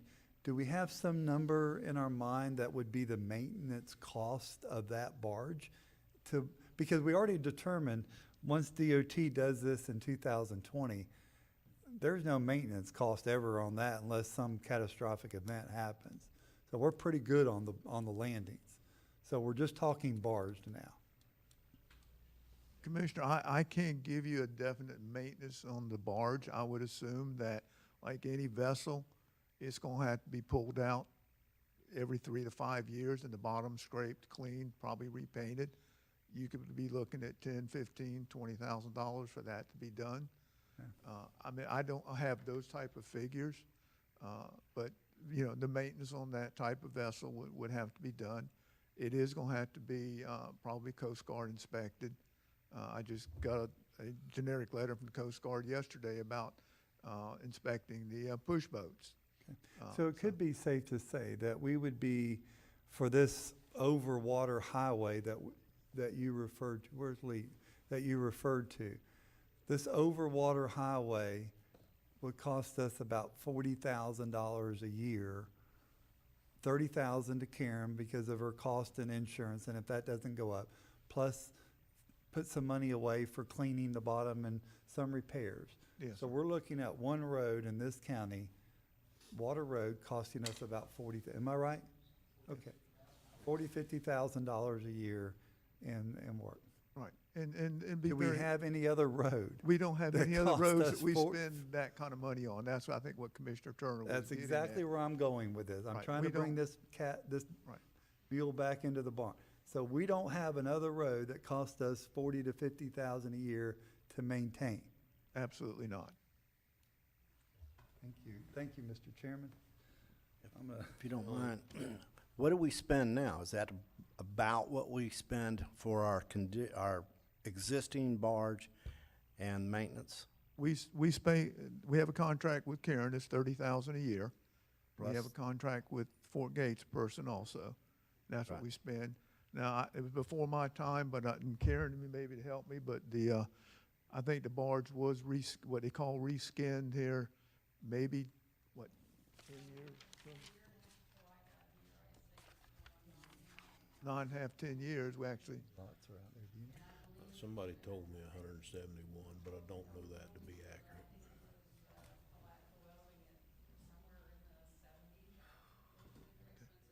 Yeah. Okay.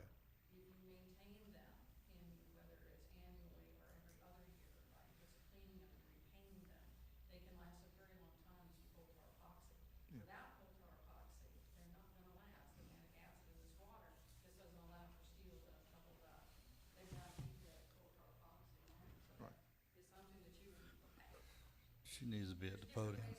Oh, yeah. Karen, I don't mean to keep making you walk back up here. All I can see is this out there. I can't hear a word you're Lips are saying. moving, huh? It's hard. You'd be surprised at how hard it is to hear up here. You That's would think okay. it would That's all okay. come to us, but it doesn't. That's Well, okay. plus I need there's hearing aids. two ways of taking out that size of a barge. You'd either have to roll it up on like ways, or in some cases, you might be able to cradle it. If it's cradleable on like something that they could bring out and put up where we could all get out there and paint it, that's much cheaper. But if you have to bring it out on ways and then it gets jacked up and the facility has to paint it, well, it's far more expensive. But if you could bring it out, which I think, that'd be a question for maybe the engineer structurally, if it would hold up in a cradle, and then they just block it up, you pressure wash it, you clean it, you might do that every other year. The barge will last a fairly long time. But you gotta be willing to put the coal tar epoxy on there and get it done. It's expensive, but I mean, you might spend $5,000 every other year to keep it painted. But without doing that, you're spending a lot of money that you should take care of. But what are we spending per year now? Nothing. Okay, so we're not maintaining the Well, ferry I now? mean, you spent a lot of money right before I got here. You spent quite a bit of money to put a new bottom on because it was shot. But the steel's only going to last so long, and all that had on there is primer. So the barge today only has primer on it. It should be pulled and should have some blacktop So epoxy. that's what I was getting to. If we continue with the barge you have, we still got a maintenance. Yes, you do. It's gonna have to have a yearly maintenance. Maybe it'll be less than what the larger barge would be, but it's still gonna be Minimal. right on in It'll there, be right. minimal because they're. And the operation is still the same. So the cost of operating the older one and the cost of running the new one are almost, the newer one is a little bit more, but it's about equal. I'm assuming Karen's gonna charge us the same amount for the new barge. She hasn't said anything different yet. Okay, well, I'm just trying to see if they're about equal. Okay, did you, Yes, sir. I appreciate this line of questioning and all that, but I think we've already figured out that it's gonna be $40,000 to $50,000 a year from now till hell freezes over the end of time. If you still want a barge, it's gonna continue to cost $40,000 or $50,000 a year. As Commissioner Harvey pointed out, there's not another stretch of road in this county that costs $40,000 to $50,000 a year in maintenance fees. Not anywhere, not close to it. I'll bet there's not one that's half anywhere. Maybe 10% on some of the higher ones that there is in the county. Which brings me back around to my whole point. I think if we're gonna spend $40,000 a year, pick a number, it doesn't really matter, $40,000 a year towards maintenance, I think that the island residents should participate in that up and above where it would cost someone on the mainland to live. People on the mainland do not get any benefit from spending their tax dollars towards the ferry on the island. And I realize y'all pay taxes too, but so do I, and so do every commissioner that's sitting up here. And we don't live on Drayton Island. So I'm not saying that we throw you to the wolves or do whatever. I'm just saying that I think it's the right thing to do here, especially with the fact that we're gonna spend $107,000. We've already spent 71. It looks to me like we may be gonna spend 107,000 plus 71, and it's gonna be a maintenance fee going forward from this point forward of around $40,000 to $50,000 a year, whatever it is. I don't think asking for an MSBU on the island is out of line whatsoever. In fact, I think if we try to keep the pay, I'm not asking you to pay for all of it, just a part of it, just participate some. And if it's not worth island life to there, then we shouldn't be having this discussion today. If it's not worth all that's going on here and all this barge and all this discussion and all this money and a $4 million grant that's coming down the pike in a couple of years, if it's not worth all that to participate a little bit, why are we having this discussion? So I think that's the next step. I think we need to get an MSBU. That's my opinion. Okay, Commissioner Harvey? I need to ask one more question. We took care of the landing, we've taken care of the barge. We got one left out there. It's called a push boat. Yes. And that's one thing we haven't talked about at all. No. So we're gonna spend $107,000 on a new barge, maybe.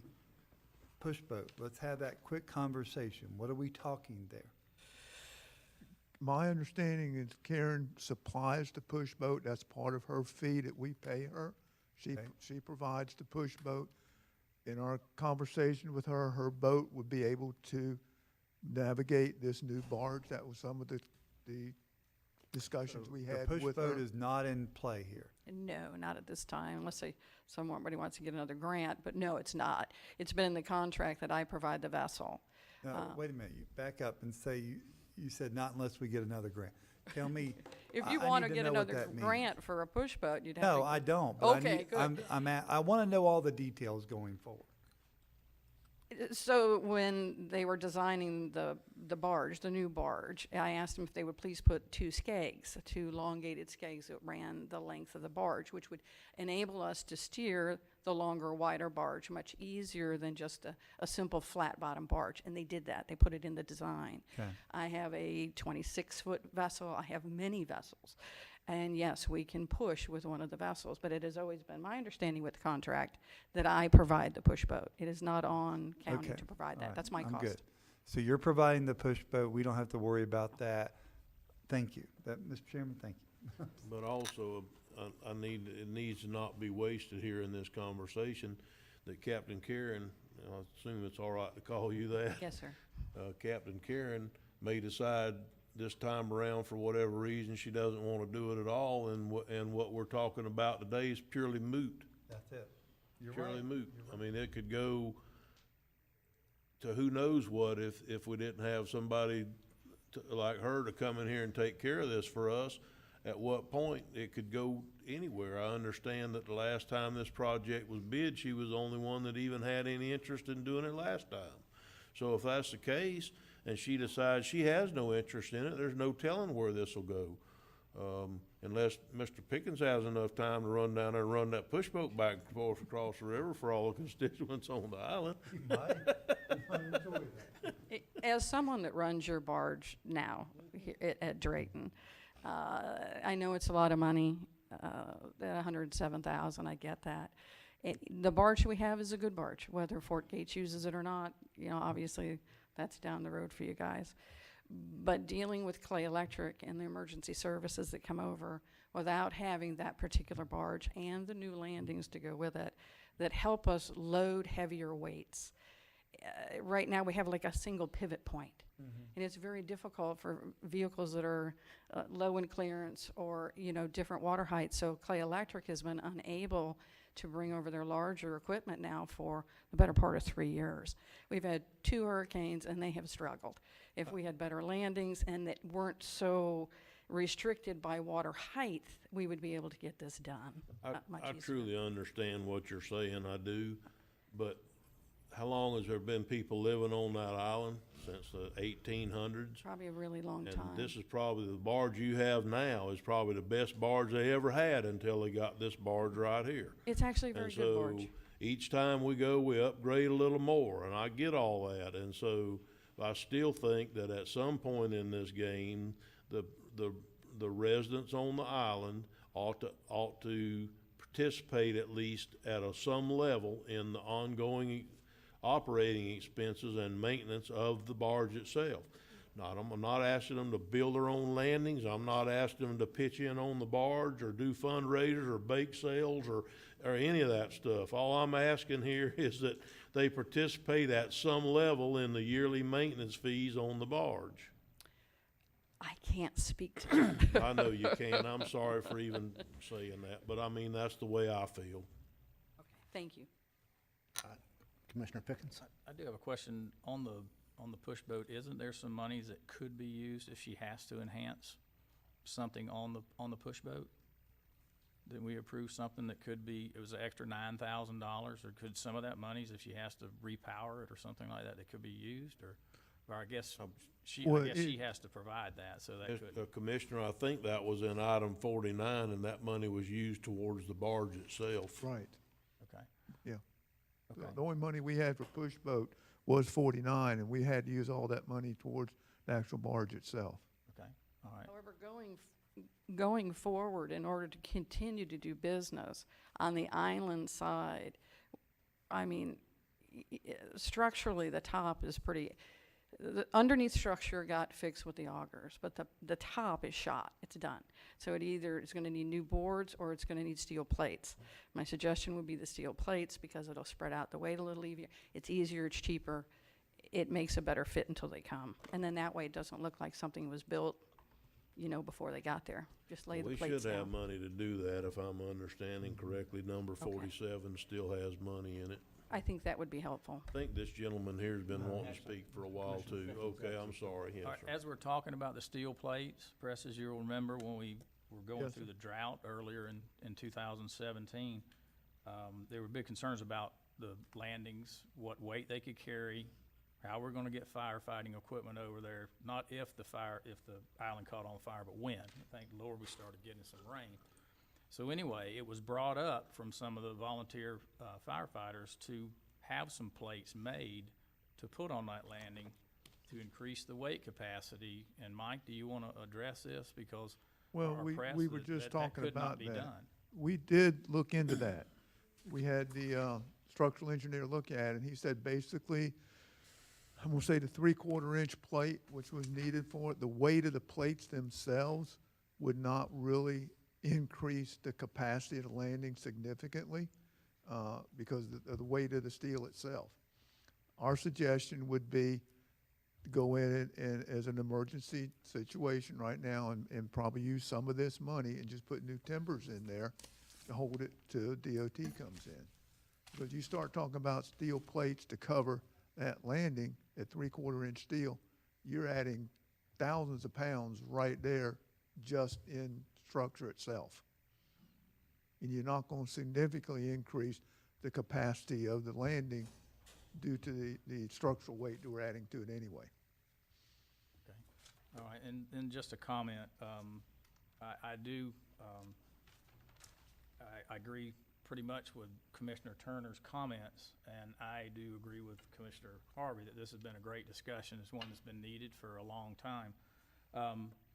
It looks like definitely when we get the $2 million or $4 million to build the ferry landings, that's gonna be a significant investment in Putnam County and Drayton Island. If we decide to do the barge, so we can, upgrade the barge, and then we'll have the weight capacities to meet the landings, and we can put all that to bed where we won't have to worry about that again. And then the road. It looks like the road's gonna be taken back into maintenance and be maintained by the county, so I think some progress has been made.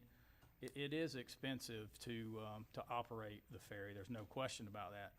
And I've had people put it to me, who said, well, nobody goes on the island unless they live there, so they're the only ones that, that use it. And I said, well, wait a minute, we've got some roads in Putnam County that are maintained, and unless you live down there or know somebody, you don't go down there. So I didn't buy that. So we have provided a reasonable level of service for you, and I think we need to keep that in mind. But also moving forward is that I know y'all bear a cost with your taxes that you pay, and also you pay a fee to Karen to use it. So we need to take that into consideration. But I think we need to ask y'all to look and get together, maybe Judith, a group again, to look at this and maybe consider if there was an MSB for the services of the ferry, for the maintenance and the services of the ferry, that you may be for just a little bit more money than you're paying, that you might get enhanced services. So instead, I believe it's 2 days a week, you might get 3 days a week, or you might get 4 days a week. I'm not sure, but I think you need to have that conversation. Mr. Chairman, this young man right here has been standing there waiting to talk for I about think- 15 minutes now, I think. Okay. Your name and your address. My name's Bert Bowden, and I'm at 136 Drayton Island Ferry Road. I want to thank y'all for coming out. I know that this is a tough thing.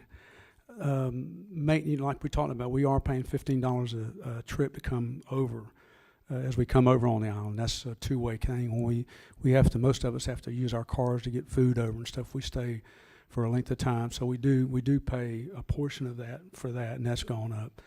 But I wanted to talk about, you mentioned something about the cost associated with the road or the ferry, $50,000. Keep in mind as we look at that, what are most people doing? What does it cost to maintain a road on the mainland? From the cost of, like you said, grading or whatever you have to do, the maintenance for the road. A trash service. I don't know if y'all give more than 1 day a week of trash service to your residents too. So those are savings that you're getting from that we're not taking advantage of on the island too. You're not having to maintain the road. It's every now and then you come in and grade it like you said. So there's savings involved in that. So if you look at the 50 grand, you got to look at what we're saving you on the cost of that kind of stuff too. So I wanted to make sure that that's part of it too. The other piece of it, the important thing about the ferry is when someone had a major ailment over there for an ambulance or something to come across, that's important. We're residents on the island too, and if someone gets hurt and a rescue vehicle have to come across, it has to maintain that weight limit as a county road to give us service to, hospitals like that. By the time we put them in a boat and run them across and have someone meet us there, there's an issue to that too. So I just want you to keep that in mind as we're thinking about the overall cost of what we're doing now. I don't know if that makes sense or not, but. Mr. Chairman?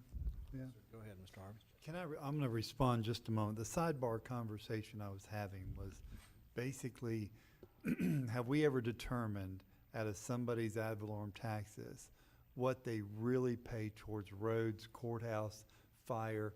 Because I agree with Commissioner Pickens. You're kind of limited to what you're receiving out Right. there. You don't really get police protection. You don't really get fire protection. We've already determined the fire truck can't be started unless some people are certified. So different from the mainland, that there is a police officer that drives by every now and then. Right. You don't get that.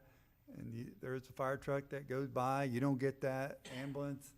You might get it, but you probably have to take the person over to the mainland side. Right. So I think, at the end of the day, how do we justify that? It's going to come down to a weighs and balance here. Sure. And we got to find a number, and it can't be the entire number because we've already admitted there's certain things you're not getting. Right.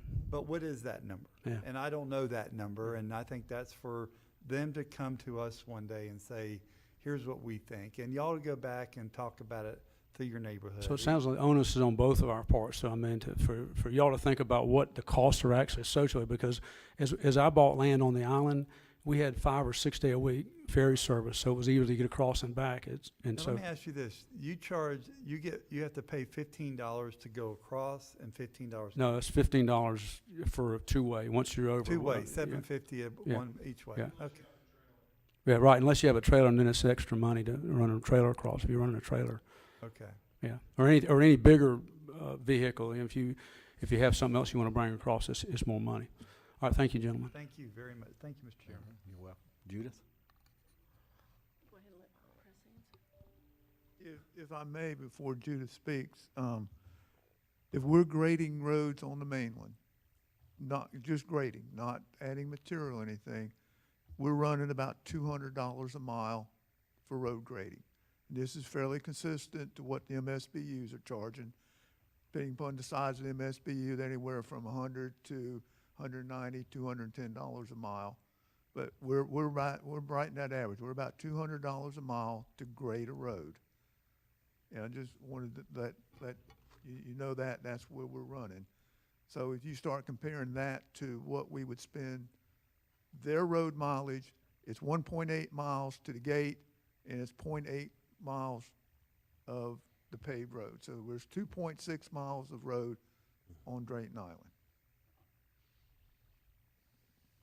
Well, I think it all boils down to what Mr. Pickens, Commissioner Pickens said a minute ago. I think that if the residents of the island want a higher level of service than what they have now, instead of a dwindling level of service from what they have now, they're gonna have to participate.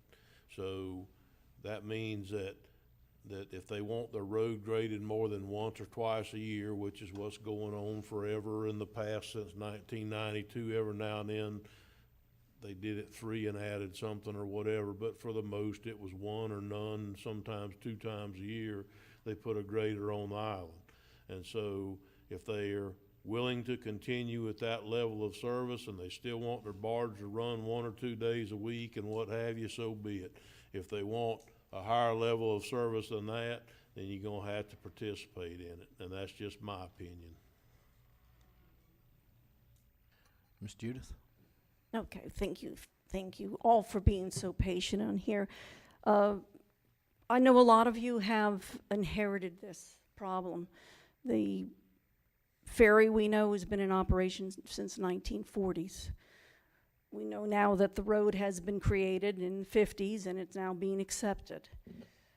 During all this time, you've had a lot of different administrations. Every 10 years, they come up about the MSUB. There's a lot of documentation on that, guys, too. So let me just tell you, we do have that.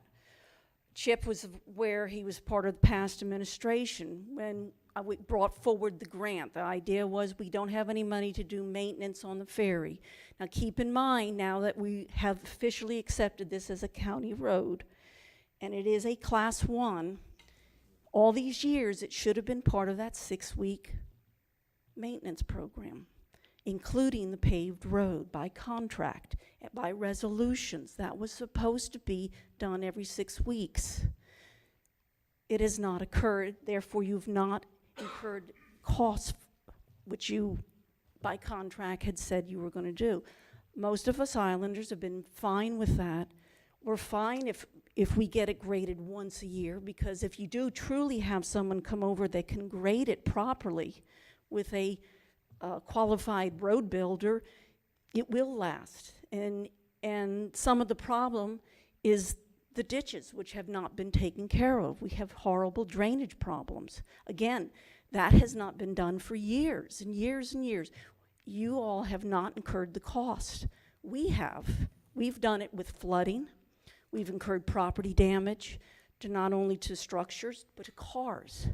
Again, that was your negligence, because that's what the county was supposed to do and they didn't. Now, as Commissioner Harvey has stated about the MSBU, and they had their roads paved, and then the 1-cent tax came up. You know, when we last talked about the MSBU back in 1997, this is when we lost Eddie Babbitt as being our operator. Operating without a license, got called on it. T.C. Miller stepped forward because we went out to bid, you had no bidders. T.C. Miller was part of your board, not commissioners, but he sat on the zoning board way before you all's time. He charged $400 a day. Now, we were used to 6 days a week with Eddie. He was charging $16,000 a year, and I'm just giving you a little history, and some of you have heard this. $16,000 a year. He had his crew, being Byron and sometimes Billy. He didn't even pay them minimum wage. Okay, this is some good old boy stuff that some of you are aware of. Okay, now all of a sudden you fast forward, come into the now century, you bring in T.C. Miller because you have to operate some kind of service. It went from 6 days down to 2 days. We operated that way for over a year. You paid now $35,000. From $16,000, you paid $35,000 to T.C. Miller. Okay? And maybe not these four, maybe Chip remembers it. You authorized $35,000. Then it went out to bid. Don took it out to bid 3 times. Finally, T.C. Miller, knowing Karen, convinced her, please, please bid. When Karen put in her bid, she put in as a normal captain. Far exceeded what, if you ran 6 days a week, far exceeded what your $35,000 was. Then it was, well, let's scale it back. So they negotiated, scaled it back. Still over that. We even scaled it for $35,000, and the commission said, oh, absolutely not. Now, keep in mind, we've not been having road service, even though the landings were handling some of this. Don Jehovowitz went back to the drawing board. We all met here. Remember, it was very contentious. Got Karen to concede for 2 days. Let's get down to 2 days. Karen conceded all the way down to $25,000 with an increase of ferry fee. We pay the ferry fee. We don't get 6 days a week like we had. So the concession was, all right, we're only going to do 2 days. We're not going to do, if you want more service, then you can do, let's put forward the MSBU. So all of the islanders thought about that and said, okay, all right, let's see how we live with 2 days. And we now have lived quite well, not the most convenient, but we actually have learned to work with these 2 days. Now, the traffic has increased greatly, and we did give, in a sense, Karen a raise by raising it from $10 a round trip to $15 a round trip, and talk of maybe even going 20. But we have adjusted some of those fees, and she actually now gives Byron, who's the first crew, he actually does get paid like he should be. All right? Not way below minimum wage. Now the point is, if we have a county road and you're going to do service, whether it be 6 weeks or whatever, we need to do the roads. We need to do the ditches. That's part of the county road system. And again, that could still be 2 days a week. If you need special treatment or if we need something special, well then we contract with Karen and then the crew separately. That's what we do to have increased service or special service. But for all these years, and I've been here now 17 years, and I have all these older people that many of you met. You got more than half that island being between the ages of 60 to 80 to 90. And they rely on that ferry. They rely on going to their doctors now because it's too difficult to load them in the boat sometime. And we do those doctors' visits on a Monday and a Friday. And they're also on very limited income. So am I. I'm on a very limited income right now. So even if you talk about an MSBU, and I asked Mr. Turner, is you really want to go there, well then come up with some kind of proposal that might be fair. You know, what is the fair proposal? And what are we going to get for our money? Because we have not had road service or ditches, and we have incurred damages because the county has been negligent in maintaining what they're supposed to do in the long run. And now you're saying, well, you ought to be paying for that service. Again, it's part of the county road system. And that's why we brought the grant forward. And the grant being forward originally with myself, Lisa Grant, Don Jehovowitz, and Angelo, was to help offset these costs. And originally we were asking for a push boat just to help offset the cost for the ferry operator. And when Angelo and they put forth their engineering designs on the docking systems, we were looking at beefing up the wooden docking systems. You know, not thinking that something else would come around into this level, that you lose Angelo, you lose Don. Even when we were doing the grant application, they weren't even consulted, and then Rick Leary's office took it and didn't even consult with them and put in an application, and he's the one that put in he wanted a barge. Had that been presented that we want to buy a barge, because Rick wanted the old barge to go to Fort Gates for whatever reason, we could have put in $300,000 for that grant, for that barge, and we would have gotten it. We would have gotten it. We could have, if you really wanted it to be beefed up to a concrete, we could have put in $2 million for the landings, and we would have gotten it. But that wasn't part of the partnering system at that time, so that's old history. Now we're fast forwarding to where we are, and it is what it is.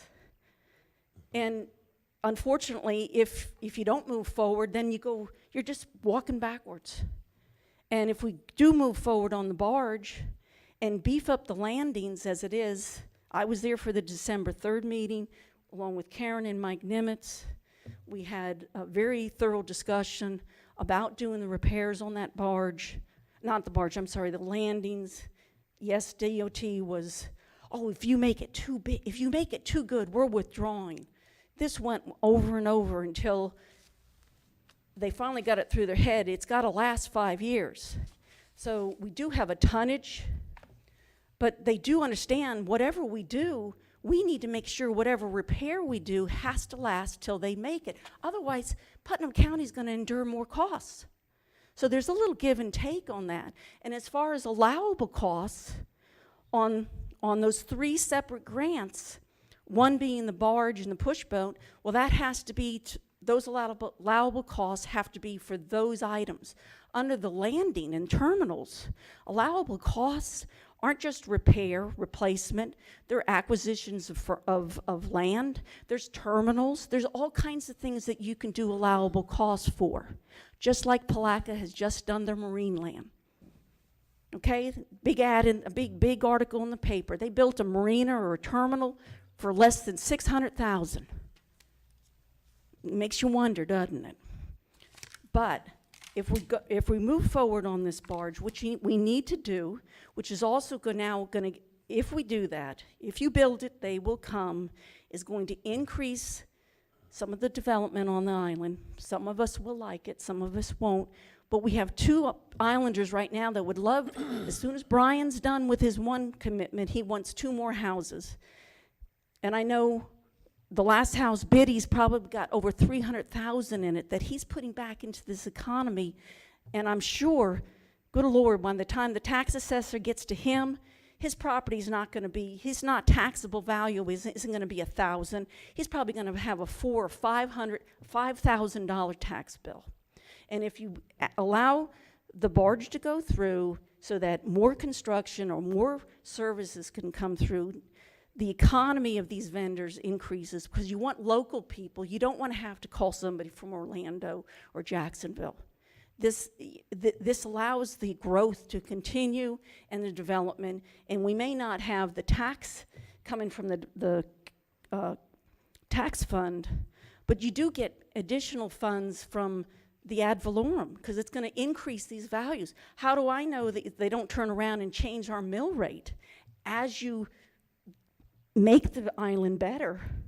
That would be the next thing. Next thing, you instead of it being, you know, we're not a hog island, next thing, no, we're not the mainland, but next thing, you know, maybe our mill rate might go up. We might not like it, but our mill rate may go up.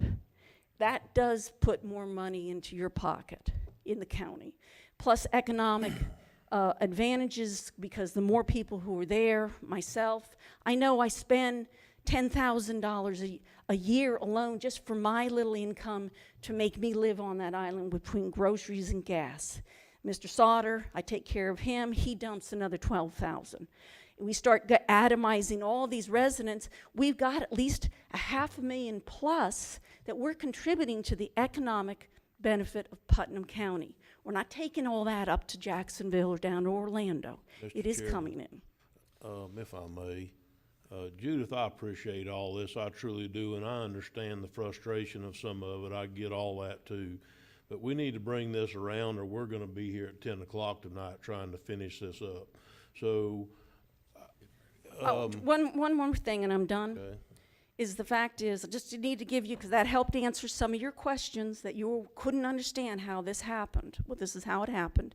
But allowable costs for repairs isn't just going to be putting in new timbers and the plate. That would be wonderful. But if you've got that amount of money left for the grant, well then let's use it for some benefit of the landings that wouldn't affect DOT.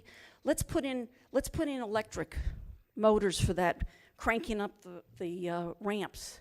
That's already been looked at back in several years ago. Let's put in a call box so that instead of relying on for service, which you can't hardly get, let's put in a call box on both sides. So if you need to ring one or the other, you can. And we have the money there. We've already spent the 20%, so that's grant money right there that doesn't cost Putnam County anything. The money's there. So not only fixing the landings, but add some benefits and attributes to it. And that could be transferred then to the new landings. Thank you. Okay, thank you, Judith. All right. Did you have some things to put in here? I wanted to clarify something, and this is a misconception that we have not for Drayton but countywide. Road maintenance gets paid for from gas tax. We do not use ad valorem taxes for road maintenance. We strictly live off of the gas tax monies. I just want to make that point. Yes, sir. The other point I want to make, and I'm going to be blunt about this, if we take this road into county maintenance system, it will be a public road open to the public. Correct. Anybody can go over there and go on the island. Correct. Well, Mr. Chairman, I think that the residents of Drayton Island ought to be very happy about the way things have gone today, because coming in here today, it was my understanding until I got this meeting, that road didn't belong to the county, that it had been worked on as a possibly even a private road over the years, even though it may part of it be owned by the county or platted to the county, but the actual road wasn't even on the plat where it's supposed to be, where the actual road is. So now that we've determined that the county is gonna do some maintenance to this, I think that's a win for you guys, a big win. So the next thing, if we could bring this home, Mr. Chairman, would be what do we wanna do with the barge? Do we wanna continue with the barge, the one that we've got a contract with. I think we need to make that decision next. Well, that is it. What is if we stop right now and we just beef up our landings and we continue like we are, what are we looking at cost-wise? The only cost we've incurred is that the barge builder did provide a performance bond to us. We'd had to reimburse us for that cost. I'd say we'd be looking somewhere in the $10,000 out-of-pocket expense to cancel the contract. Okay, and then we have to return all monies back to the state of Florida. What we don't use in that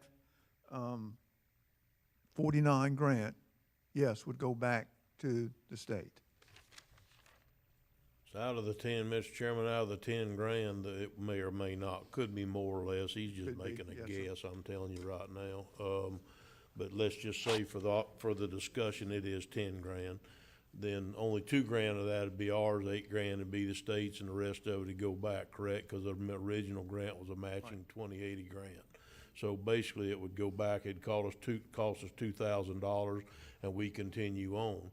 At the same point, we could also go and take the $560,000 that they were a little bit apprehensive about spending in the past, because they were scared they wouldn't get the $4 million grant possibly, and so they were trying not to overspend on the 47 grant and jeopardize the $4 million. So we still have $500,000 or $600,000 there. And is it true, Press, that you can spend that on something other than just fixing the landings, or is that just for the terminal and landings? I think somebody here, might have been Miss Judah, said that you could use that she thought you could use that for other things, such as buying a piece of that lot that the landing is on, that who knows who owns or whatever. The grant did say that you could use it for some land acquisition associated with the terminals. It did not get into the specifics, like if we were going to put a call box or something like that in, or if it covered, try to electric. I'm not real concerned about the call box, because it would be no better than blowing the horn, and if there's nobody standing on the other end to pick up the phone, the call box is not gonna mean anything. Right. That's like when you blinked your lights and blowed the horn back years ago before they had cell phones. So, I don't know that I'm wanting to go there or not, but as far as the acquisition, I understand that on the island side, we don't own that land. We, being the county, don't own that landing. Is that Well, correct? then we're, with Mr. Manning's interpretation that we now have it under maintenance, then we do own that section of the road that Okay. goes to the terminal now. Now, Okay. if DOT, because of their terminal or landing design, needs to acquire some additional right-of-way to make that work, that is all included in their $4 million budget. Okay, trying to bring this back home then, I think the decision, Mr. Chairman, if I may, needs to be made by this board. Do we proceed with the new barge and continue with the $4 million to build the 2 landings at Drayton Island? That needs to be the next decision, and then we'll move from there forward. Well, I don't particularly like a vote during our workshop. Well, I think we need to today, Mr. Chairman. I think this decision needs to be made, or if we don't make it, then it's almost saying there's not gonna be one. Because there's so many months of building this thing, and so many months of getting it delivered, and so many months. I think this has got to be made today. What do you think? Oh, I'm absolutely, I think we need to have a decision, we need to bring this on, but I also want to know what our plans are for the old barge. Well, that's next. Okay. I mean, that was truly my Right. next discussion, but I think the first discussion needs to be, what we're gonna do continue about this barge. Are we gonna If do I the could new jump barge in. at the landing or not? If I could jump in, and I think the question about the existing barge is maybe relevant in your discussion of costs and cost savings and what's going to happen with it. As far as the contract goes, the board has approved the contract, we've entered into the contract. So if no decision were made today by the board, the contract would go forward.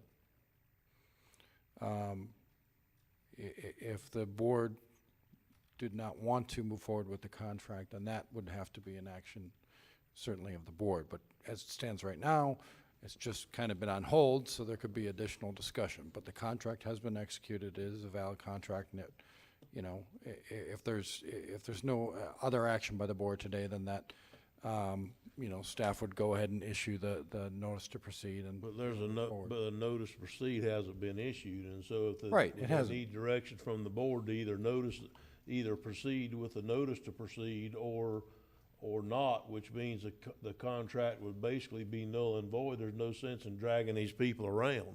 We need to figure, and we don't have the time to make it work if we don't make the decision, so. Commissioner Harvey? Yeah, I appreciate that, Mr. Manning, and thank you, Commissioner Turner. When did you put this contract on hold? Several weeks ago. Okay. I'm glad it wasn't several months ago. No, because no, it was just several weeks. this board needs to make a decision. What, if I may, Chairman? Now, I have a question. Go ahead. Where are we gonna find the $107,000 that we need to bring this thing home if the board goes ahead with it? Now, that's the question Well, that's, Commissioner, I think monies- that was discussed before, and it's already been Monies have already budgeted through been Ms. Popel. They found the identified. money, and it's Already- been added to it already. Yes, sir. you already found the money, Yes, sir. and that's gonna come out of We general? could not sign the contract unless the monies were appropriated. Ms. Papel did do the line item transfers to cover that, so the money is in the budget to pay for the barge. And we approved that line item transfer already? Yes, sir, we Yes, did. sir. Thank you. I have, if I may, Mr. Chairman, Yes, sir. I would like some directive, I think I'm getting it now, to proceed with the barge. I'd like to get a directive from the board if they want us to proceed with, and to improve some timber landing or some timbers on the Drayton Island side. Landing to temporarily shore that up, make that a little bit better. We can do that with some timbers right now. I can do that under an emergency contract situation to get that money going. And I would like a clear understanding on Drayton Island Road. Are we bringing that into the system as a Class 1 road or a Class 2 road? Okay, no, let's go to the road. Let's just go to the road and deal with the road. You were gonna see whether that's a Class 1, Class 2, Class, whatever that class is, based on the records, based on, you know, the other roads in Putnam County, then you'll give us a determination on that road. So at that time, as far as I feel about it, we'll address that road later. We know the road is part of our system. What class it is, I think you need to give us a determination. Okay. Yes, Okay, sir. now, the new ferry, or the new landings, the new ferry, that is to be addressed whether we're gonna go ahead with it or not go ahead with it. And I think that needs to be handled right now. I agree with I'm not for that, but it does need to be handled, so therefore we'll go ahead and, I just need to know the proper way to announce that, Well, if we're gonna move forward, I think it could be done by consensus, Mr. Chairman, because the contract's already been voted on, funded, the transfer's been voted on. He's just not issued a notice to proceed. what we're basically gonna vote on is whether we're just not gonna proceed. That's right. If we're Okay, gonna so, proceed, he needs to at know this today, and point- he can go ahead and do the notice, because the contract's already been voted on, ready to go.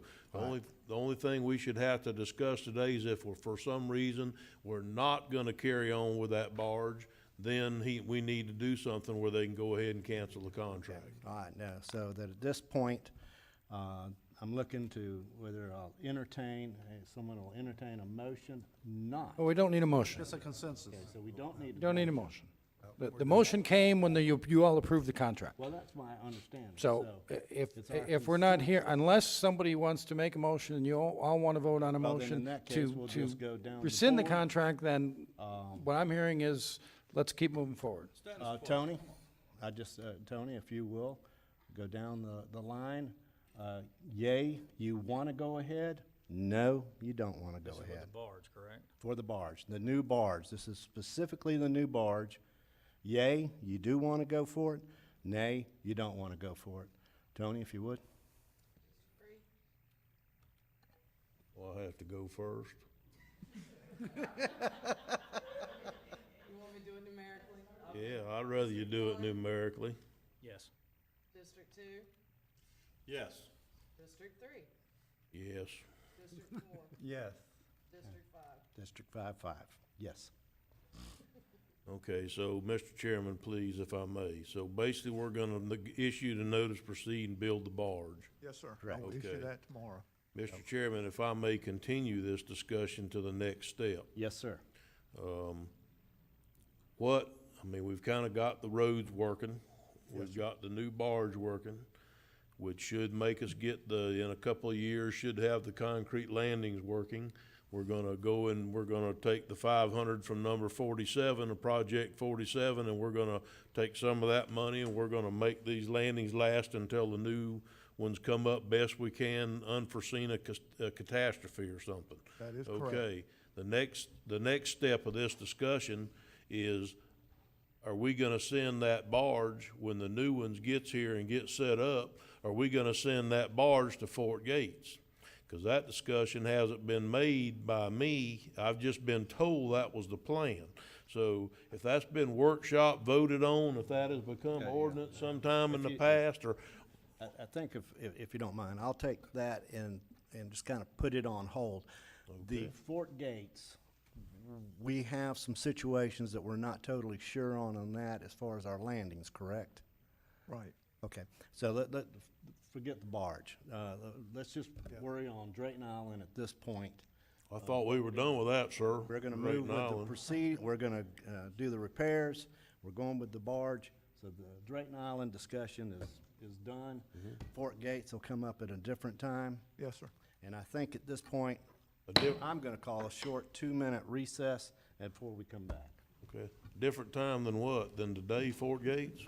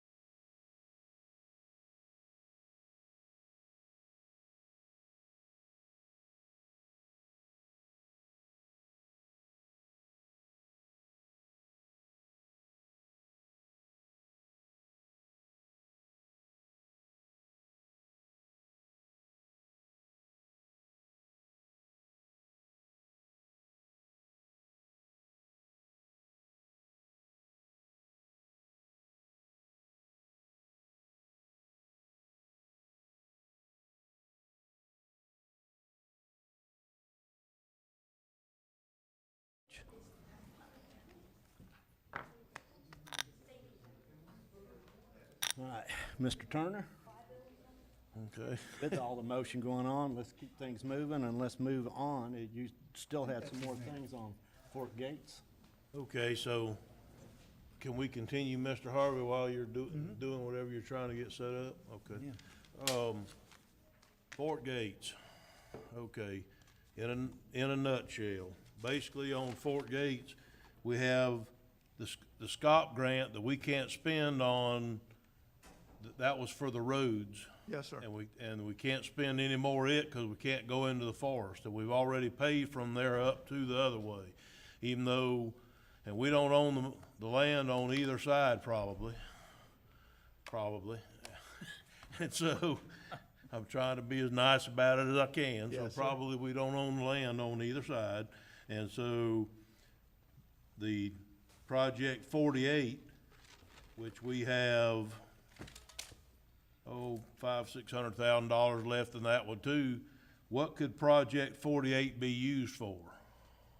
Project 48 was That's the Fort Gates for Fort $1 Gates million. Terminal and ferry vessel improvements. Okay, but we don't own the land. On the mainland side of Fort Gates. Both sides are mainland.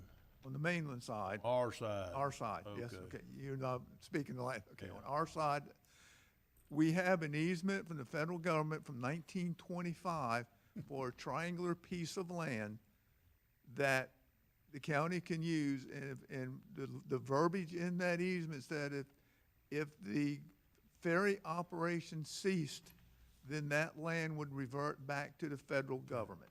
Okay. It did not have a cessation period. It didn't say for 6 months, a year, or whatever, but that was the language in it. So actually where the little bait shop is and those little cottages and all that, that is on federal property. Okay? The rest of the road, portions of what we claim, some of it is a platted right-of-way, some of it encroaches into the Mount Royal, the air park, that subdivision.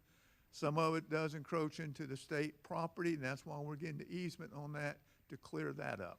All right, so that grant has also got to be finished by September, October, or we lose it too. Number 47. Yes. Yes, sir. Excuse me, 8. Right. 48. All right, so on number 48, we,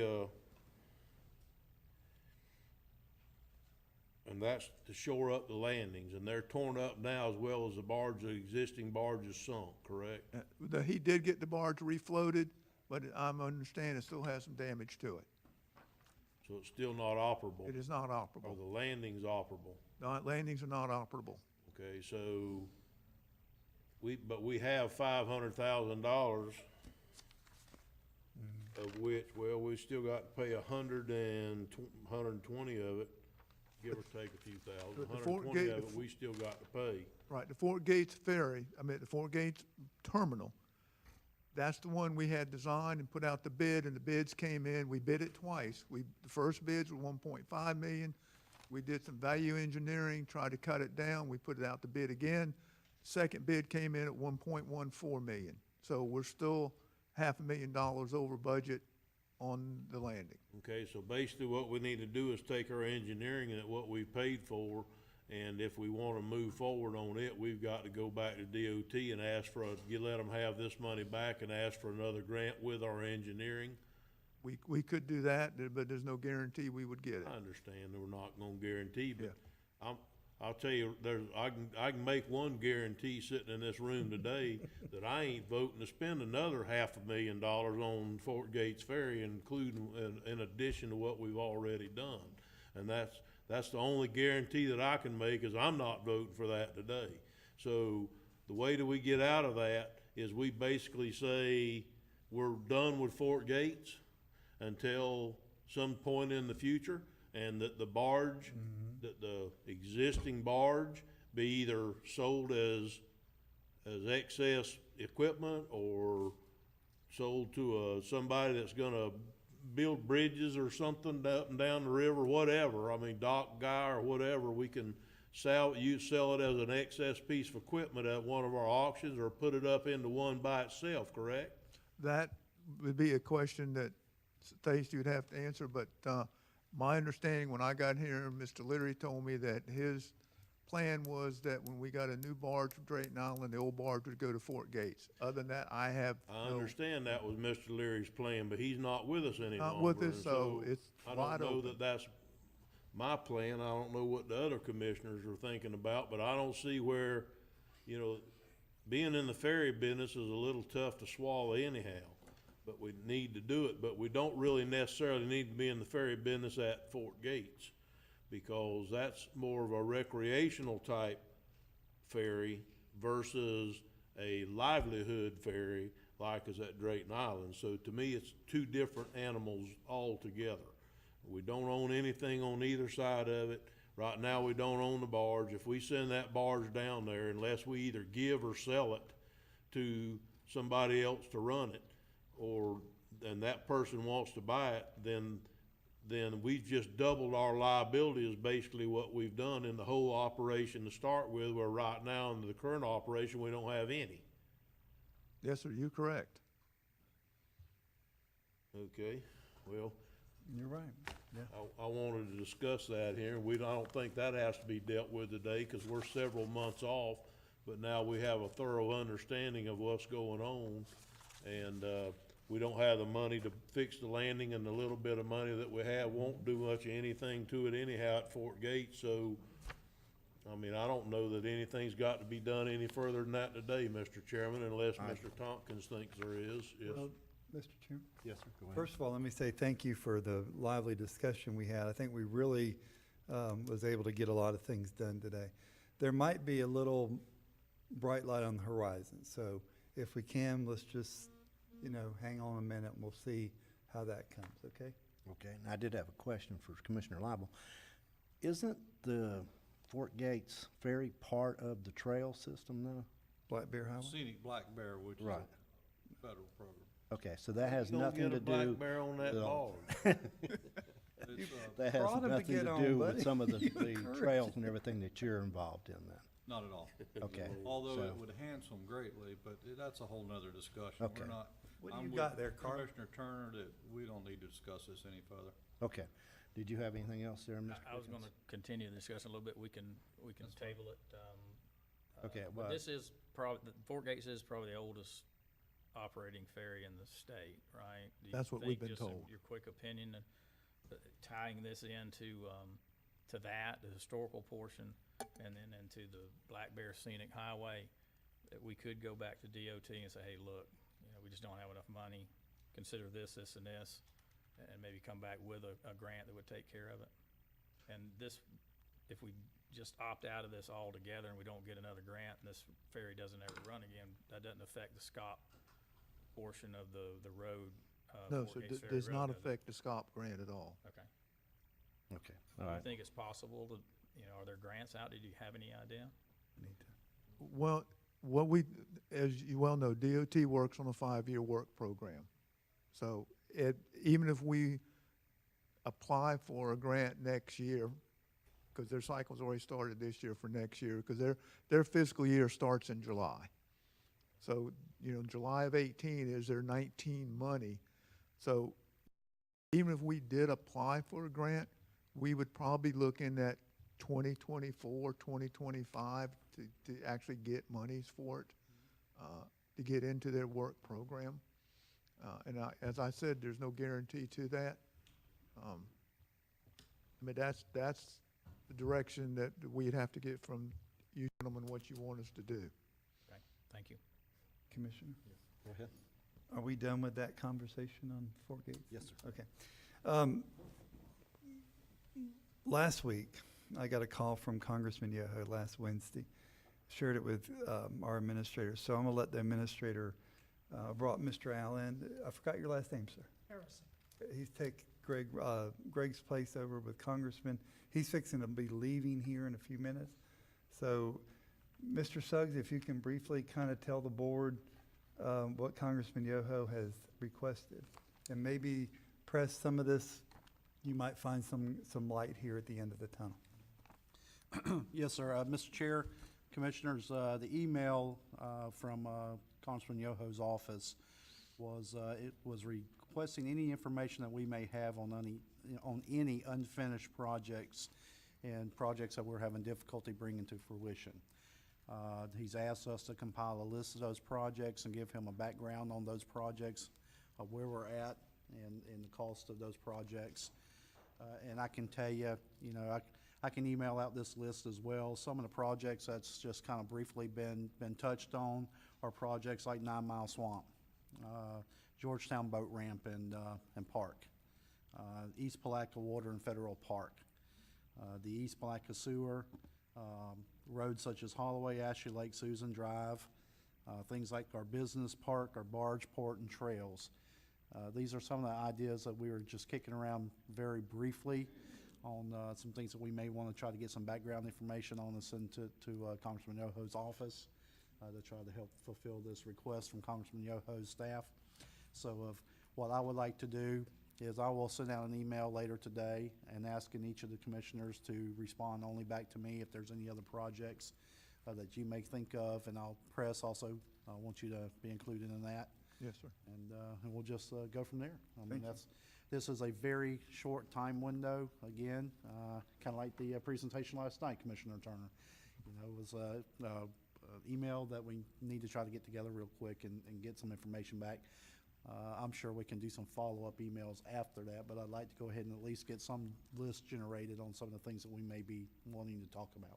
Well, Mr. Chairman, if I may, Yes, sir. I think that every list and everything that comes out of this county needs to include that broadband equipment. I think that we've been very quiet about this to this point because we've been trying to determine who owns it and we're not stir up anything. But every single program, including Cat and Yoho and Congressman Yoho's 5-pillar plan, includes broadband. Everything you see includes rural broadband, from a small county coalition up the ladder to the highest there is. So we need to make sure, because we have the equipment. We just need to figure out who owns the equipment, because we think some branch of the federal government does, and we've been working on this since October and haven't been able to figure out who owns this equipment. But we think it's somebody within the federal government. It's taken that long to find that out. And if that's the case, then what would it take to revamp that? Because everything that I see in every conversation from every congressman, state senator, no matter who it is, rural broadband is number one on the list of things that you want to get. We're 10 steps, not one step, 10 steps ahead of this game if we can just get it worked out. So I think that needs to be included in every list that we do everywhere. Okay, very good. Thank you. Any other comments? Thank you, Mr. Chairman, for allowing that. All right, so we closed on the National Forest roads? I'm sorry, I was, Oh, okay. Any comments on the National Forest roads?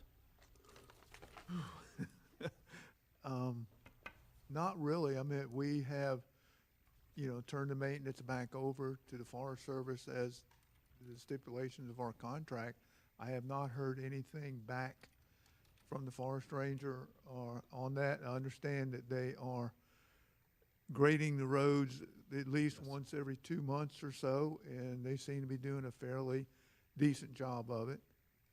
Yes.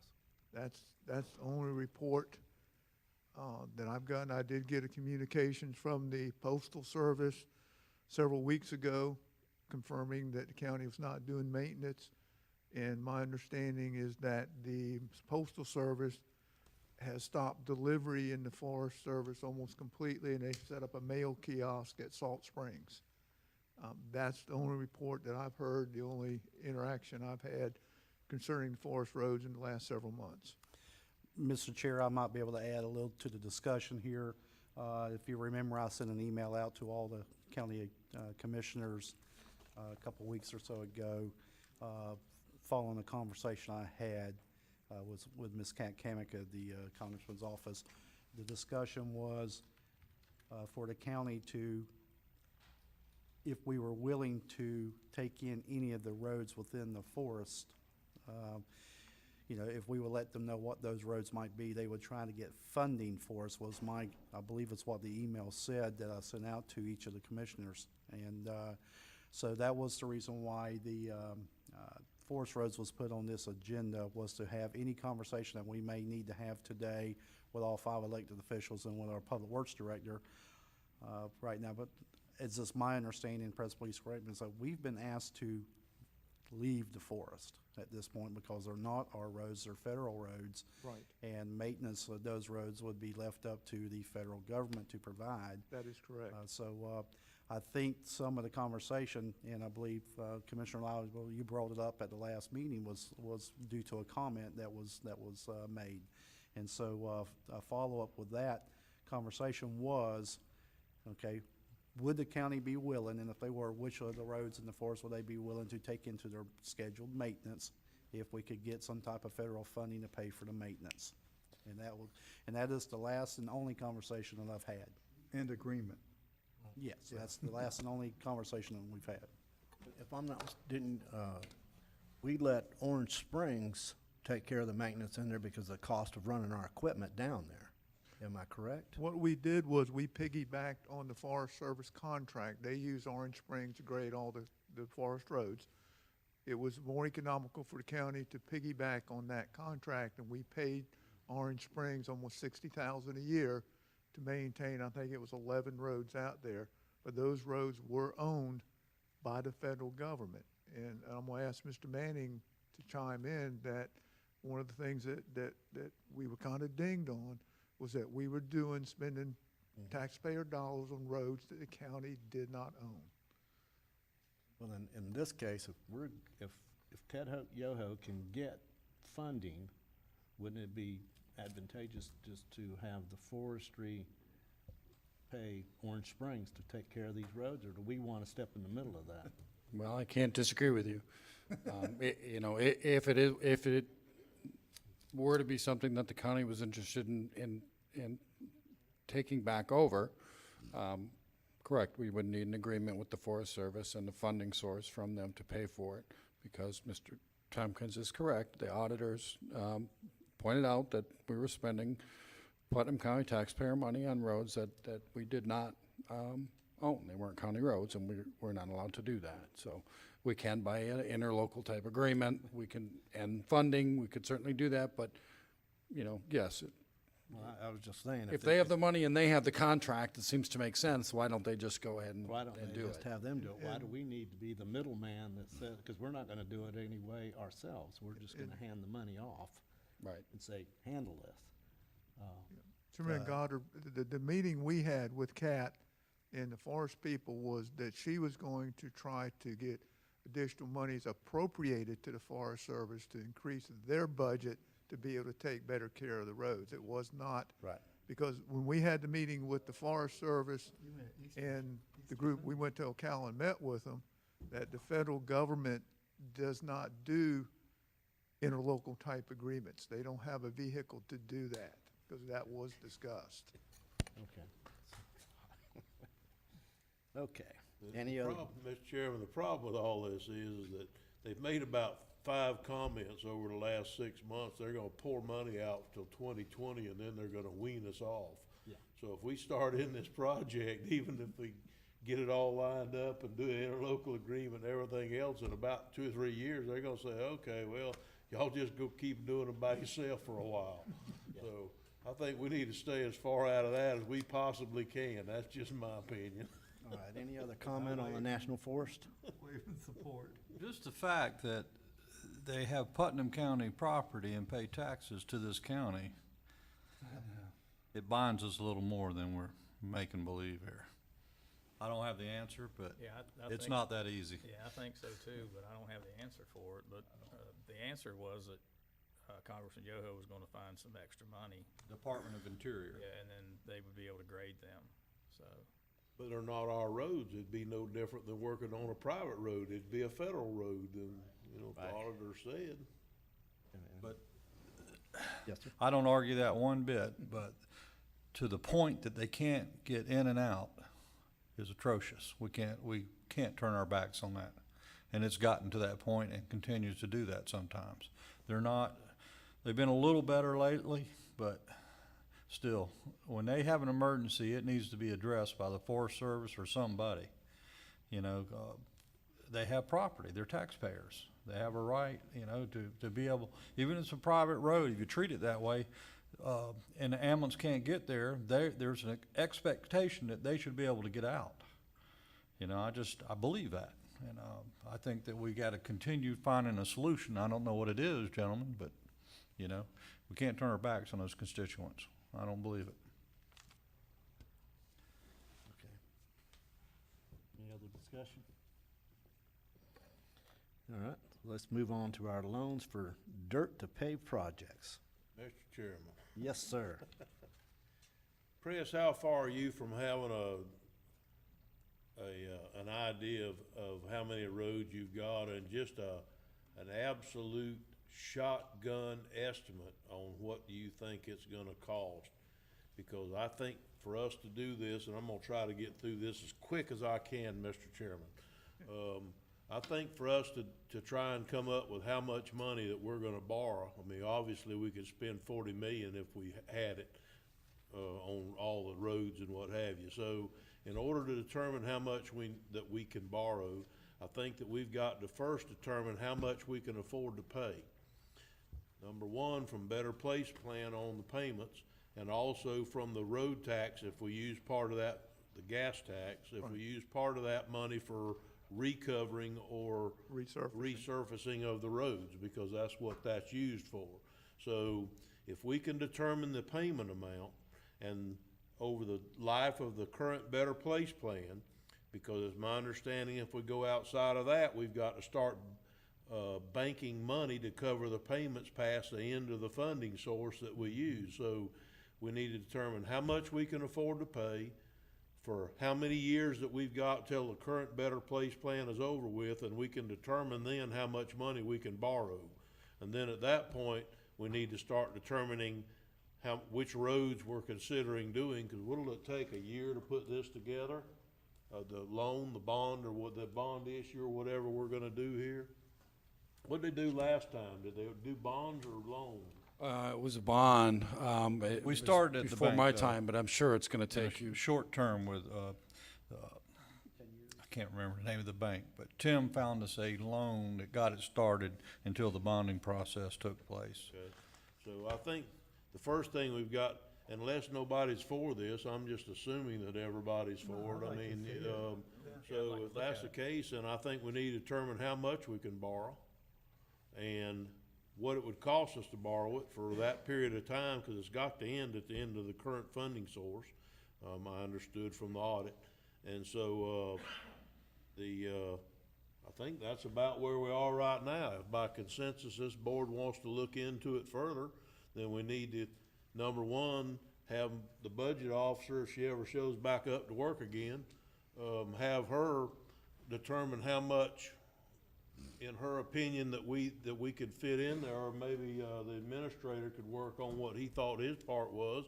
If you could work on your part.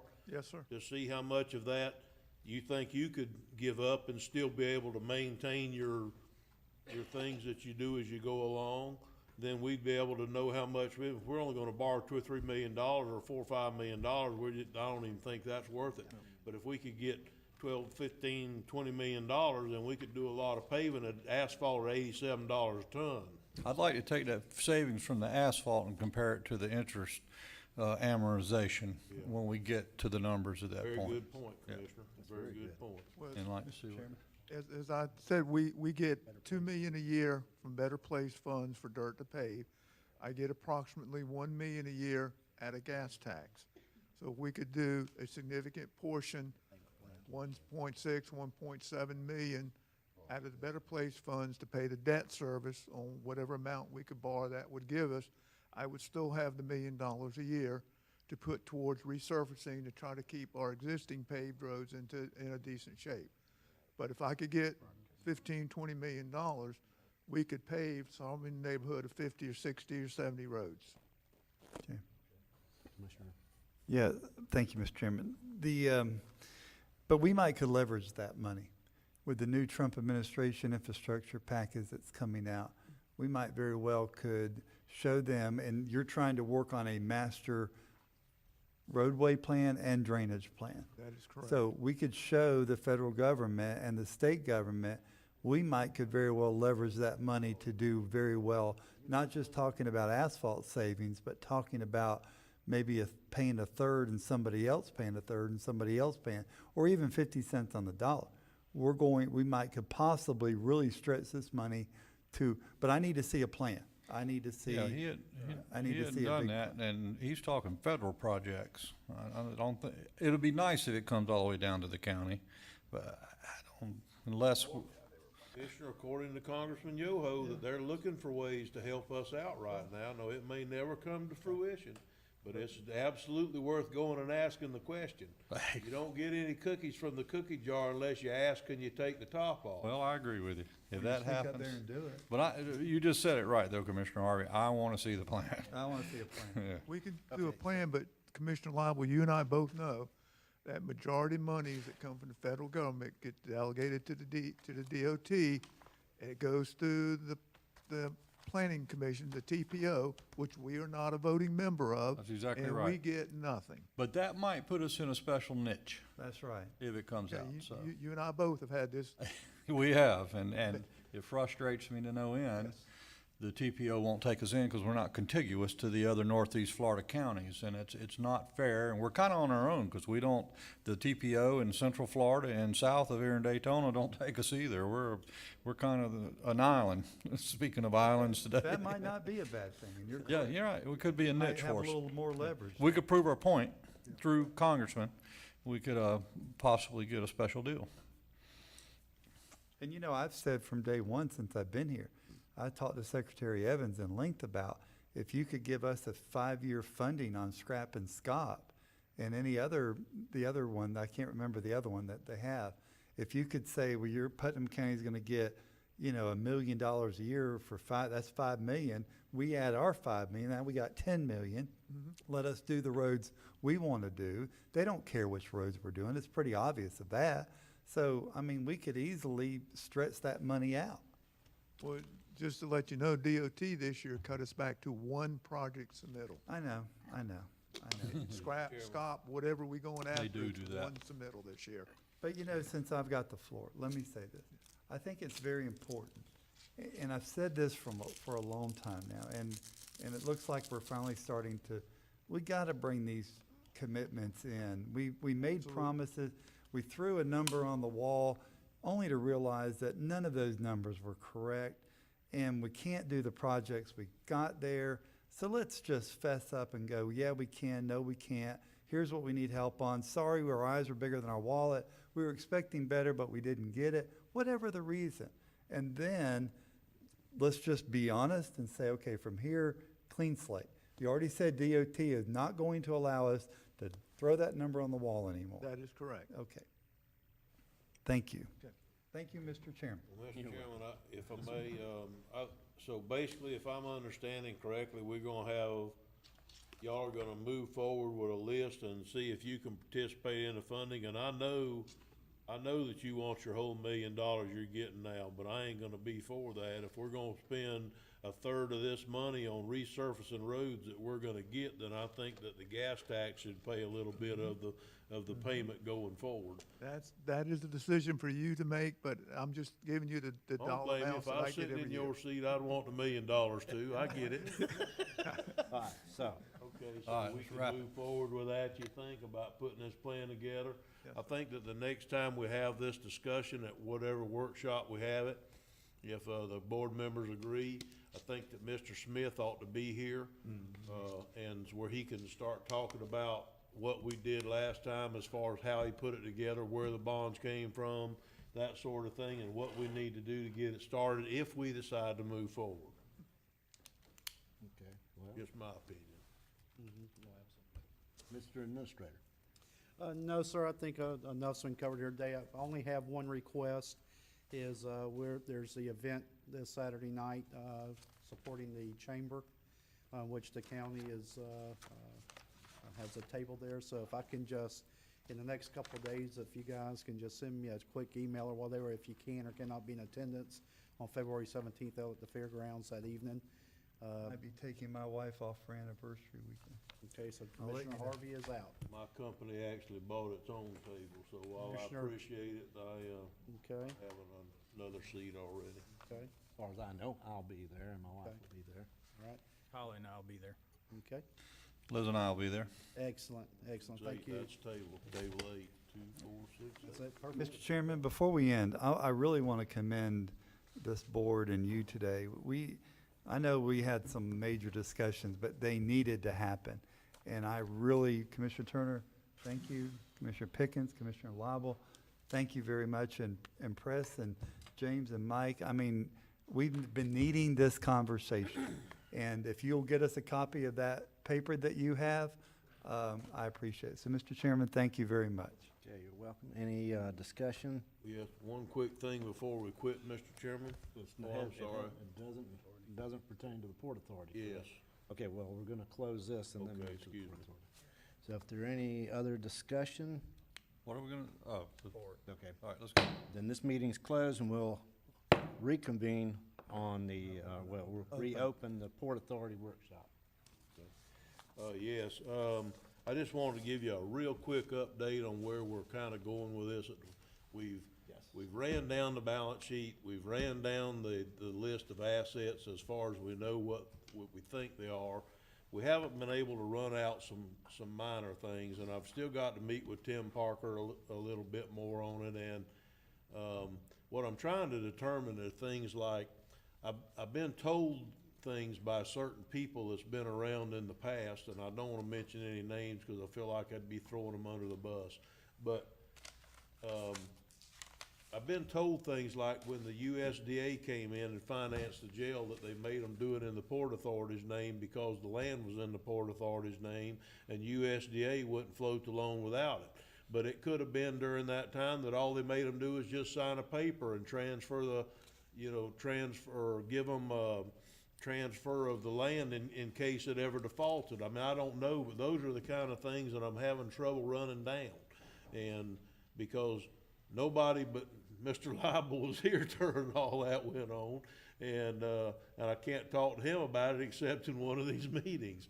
And so, but those are the kind of things. I mean, we've got basically a $2.3 million or $2.4 million net worth, and about $1 million cash in the port, and I'm talking generalities here for this particular conversation, and I can get down to the penny if y'all want me to. I have it here, but there's just so many questions that haven't been answered yet, and it's by people that know what they're talking about that have mentioned this to me.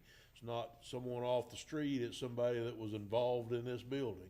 And so I just need some more time to keep running it down. I'm still working on it. I think before we can decide where we're gonna go, we've got to get to a starting point. We're not there yet, because we don't know what's going on. We know pretty much what we own. I'm not saying anything's out of line or wrong or anything else. I'm just saying. You've got that documented, I'm sure. Yes, sir. I mean, all this stuff already, I'm not saying anything's wrong, and we're gonna move forward. We just haven't got to that starting point yet where I feel comfortable that I have at least most of the information. I may never have it all, but at least most of the information, and we're not there yet. Okay. That's all I have to say. Thank you, Commissioner. Mr. Manning? I can confirm for you that the land that the jail is on is titled in the Port Authority. You want me to make a copy? But now I knew it and I was, and don't it's believe the loan, It's actually on the list of assets. yeah, it is. But I was told that when the USDA come in and made the loan for the jail, that they made them do something with the land because a lot of the assets on that property are on the deal, but the jail's not on the asset list. Yeah, I Well, I think don't they know. eventually waived that. Well, I think they okay. eventually waived that. Well, we need to But try I'll to double find check out. that part. That means the jail belongs to the Port Authority and it's not on the asset list. I mean, Thank you. I would assume that unless they gave them some kind of something that waived it, We made multiple trips to Ocala, was that what it things is? like this. Well, I didn't wanna share. Not about you. Sorry, you made trips to Ocala. The rural development straightening out Good point. things like this also. And, but I can't remember the details, it's impossible, years ago. Brief down there. No, I think it needs to be right where you All are. right. Any other Well, the discussion? chairman get on you instead of me. Seeing none, Port Authority meeting is closed.